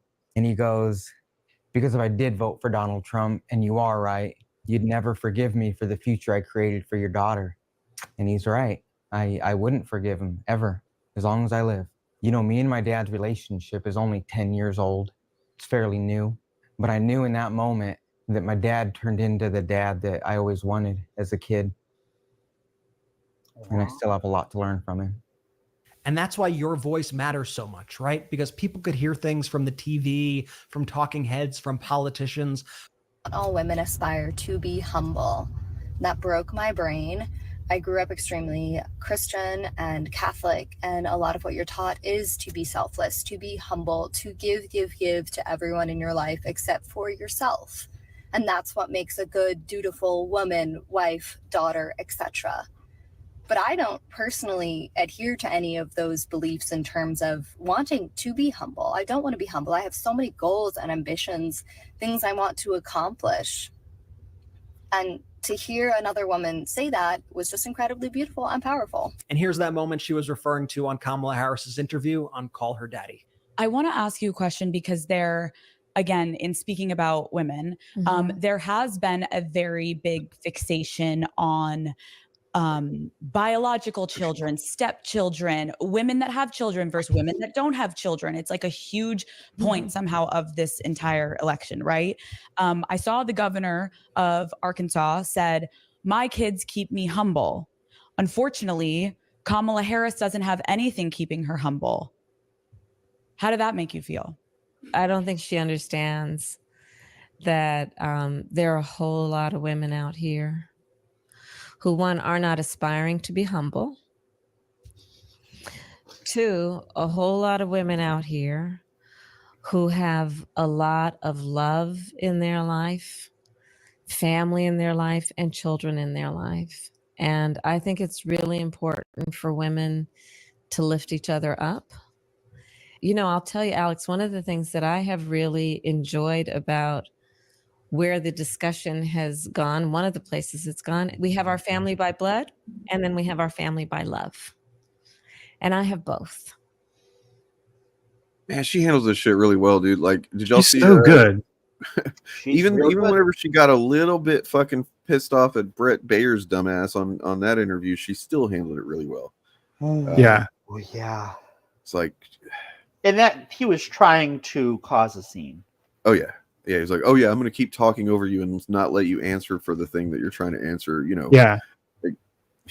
Because he was trying to bait her into saying like the equivalent of the Hillary Clinton deplorables thing. He kept trying to bait her into saying something insulting towards Trump or Republican voters, I should say. Right. And she wouldn't take the bait. Something like deplorables that literally was a big part in motivating a lot of those votes in 2016, I think. Yeah, you know, it was just like sure. they felt so fucking insulted that they didn't know what it meant too. That was another part of it. It's like, how dare you say that? I don't know what it means. Yeah. But I gotta say her glow up since 2020 when she ran, she's so much better at every aspect of campaigning. I'm shocked. She's obviously been training for this. Yes, because like, dude, there was a, you know, and another thing is, whatever happened to the K-Hive? They seemed to like, they were around a lot even after, you know, she was no longer running in 2020. You know what I'm talking about? like on Yeah. Twitter. They seem to be a lot more toxic then. I don't really see that now. Well, for her. we're all K-Hive now, buddy. I was gonna say Yeah, they've been absorbed into the mainstream Democratic Party now. True. That's just the party base. Yep. All right. Well, that's it. We're all fucking K, help. and remember, we're all K-Hive until she's inaugurated, and then fuck her. then she is essentially the enemy. She is the enemy Right. that we wanted. We all go back to being enemies, and it's great. Yeah. If you by the way, don't any of the positivity that you might have felt from any of this like make you think that you need to stay home, especially if you're in a battleground state. Even if you're not in a battleground state, get out and vote. So the numbers are so fucking overwhelming that whatever kind of bullshit they try and do won't matter. So here is my pragmatic suggestion to those of you to vote early who can. If you can vote early, so all of us, everyone who votes in this country, though your vote isn't recorded as to who you voted for. That you voted is a recorded statistic by state governments. Mm-hmm. And that information is available to the parties. And when you vote early, you're marked as voted. So all those text messages, all those phone calls, they go away. Oh, damn! That's a little appealing to the the selfish nature. So if you would like your phone to be pleasantly silent for the next 2 weeks, tomorrow would be a wonderful day. My spouse and I are going tomorrow to go vote early. Because I will be sending out my mail-in ballot tomorrow morning. For the first month or so, I couldn't afford and didn't choose to budget for any money that I could donate. Then whenever I got paid a few weeks ago, and I was like, you know what, I'm gonna do a donation now, and they'll chill out on me. No, they don't fucking chill out on you, dude. They don't. They're like, no. You do have money, dude. they have zero chill. You've been identified as a source of money now. They will never give you peace. Never, yeah. You know, I will say this though, like the text, by and large, most of them, I think there's maybe even a couple that I thought were kind of like, but like for the most part, they do seem to be framing it in a way that doesn't rub me the wrong way. You know, it's like I got a text earlier this week from Tim Walls's dog, Scout, asking me for money. I got a text from Doug yesterday that it was Kamala's birthday. Aw. He said I'm not asking for any money. I just want you to sign this thing to say happy birthday. You know, that's adorable. But if you want to give money, we'll take it. I actually some of the local organizations around here text that are involved. We have a lot of community groups that have gotten involved in the election. And I had a question about like early voting because we're in a new city. We just moved. And I'm like, hey, do you know where we do this? And like, you know what? I don't know off the top of my head. Let me get back to you. And later that day, you're like, here's what I got for you. And like, we texted back and forth. You know, these are, a lot of them are auto messages, but often, especially with these community groups, those are real people texting you. And if you have questions, it's their job to answer them and they will happily do so. And then once you vote, they leave you the fuck alone. Yeah. It's more than I can say a lot of people who text me. Yeah. And Morgan, I don't know if you've been watching the early voting statistics. They're huge. They're huge. They're breaking records. And obviously we don't know who every individual voted for, but the party registration is overwhelmingly Democratic among the early voters. And they're expecting a similar return with mail-in votes too. Yeah. But all of that can be erased on election day. Yeah. So it's important to not become complacent and to be vigilant. And if you can vote early, either by mail or in person, do so. Yep. But if you can vote in person on election day, do that. We need everybody to do it. Everybody. And like I have a family member who kind of got fucked by these voter ID laws. They can't vote this year. Yeah, make sure you're able to vote this year. That's another thing. It may be too late in a lot of places, I think. Because they're disabled. They're homebound. And they needed to get re-registered. And the deadline for that is narrower, and because they're disabled, they can't go out and do that. So it's even more important for those people in your life who have been prohibited from voting by some draconian voter registration laws. Like, this is a person who's been an American citizen their whole life. They're in their 60s, and they can't vote because some paperwork didn't get filed correctly 2 years ago, and now they've got to re-register, start the whole process all over again. But now they're homebound. So do it for them too. Do it for those people in your life. It's huge, and I personally thank you for it.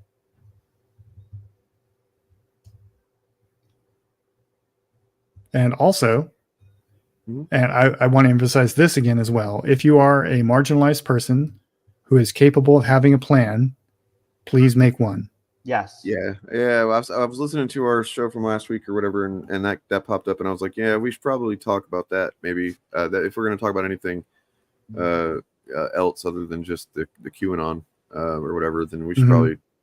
I don't know what it would be. Maybe we can look into it if there's any kind of services or something already existing or resources or whatever. But I would encourage everyone, even if you feel like you don't have the spoons, I would encourage you to please find the spoons.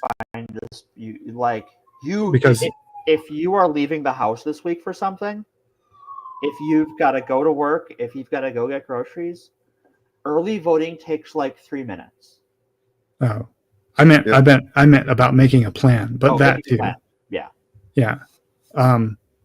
If you don't have the spoons, please find someone you can trust who does and have them help you with it. Yeah. Because the threat is existential and it's real. Yeah. And we should not get complacent with the encouraging early numbers that we see right now, because like we said, it can all be erased on election day.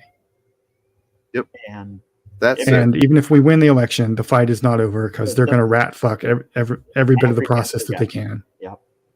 And the judiciary is not on our side. No. Okay, so gonna get out of here now. Check out. I think we're doing a shill this week. I'm not sure what it will be, but so be something.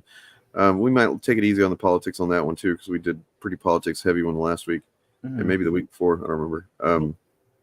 But let's see. Oh, so yeah, I haven't done this today, so on the way out the door, I will do this. If you are curious what the QR code is, this will explain that. But first, a word from this guy. You might recognize him. Look, this is from the same guy who calls himself a great protector of women.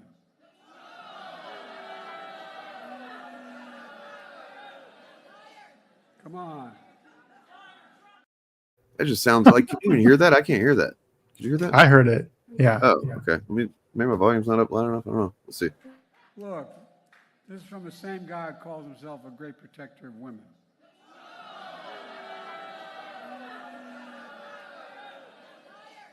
Come on.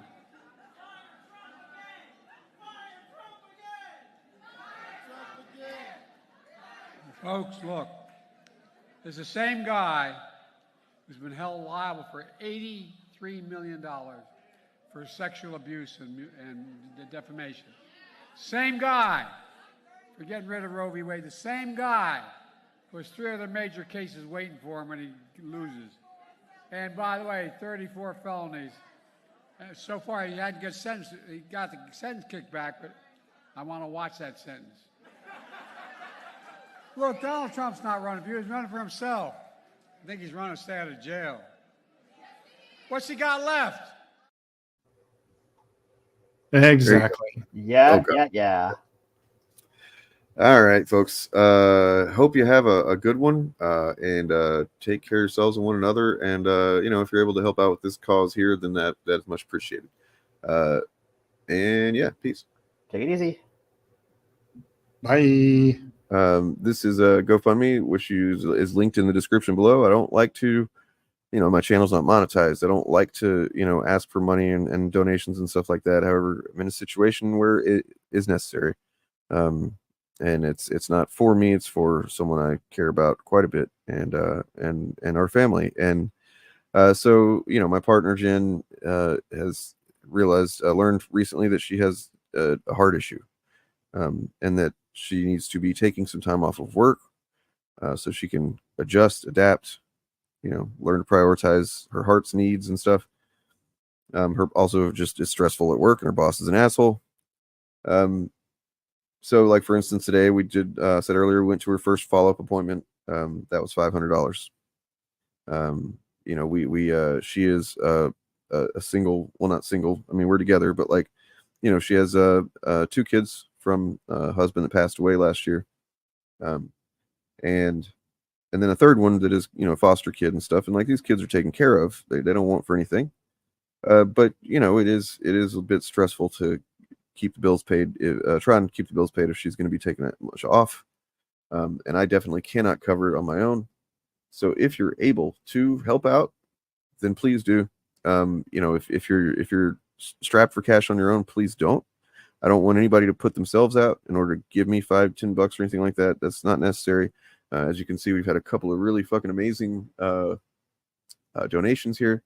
So yeah, but this is my family, and this is the situation we're in, and we appreciate those of you who have already helped. Like it's unbelievable that we've already made this much. But the figure that we came to as far as what she would need to have to take 3 full months off of work is, again, still be able to make sure rent and bills and everything are paid, is $6,000. And yeah, so that's where we're at. But nonetheless,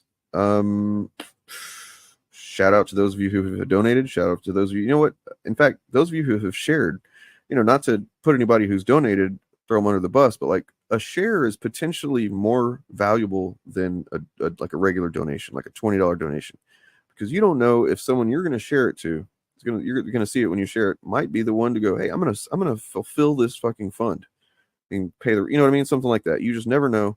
So a share is greatly appreciated if you can't donate. Thank you. And we will be updating people to let everybody know where the money goes to and everything. This is not some kind of fucking cash grab grift type of situation. We'll show you the receipts and shit. The work of making this world resemble one that you would prefer to live in is a lunch pail job, day in and day out, where thousands of committed, anonymous, smart, and dedicated people bang on closed doors and pick up those that are fallen and grind away on issues till they get a positive result. And even then have to stay on to make sure that result holds. So the good news is, I'm not saying you don't have to worry about who wins the election. I'm saying you have to worry about every day before it and every day after, forever.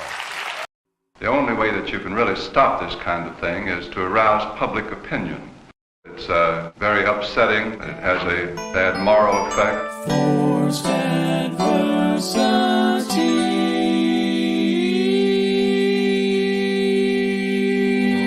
When I was a kid, it was too much supper. Now it's comic books. I'll burn them tomorrow. Bad, B-A-D-D, bothered about Dungeons and Dragons. Ask yourself, what's more terrifying? Fear or the frightened? I think there ought to be a law against them. Tonight I'm going to show you why.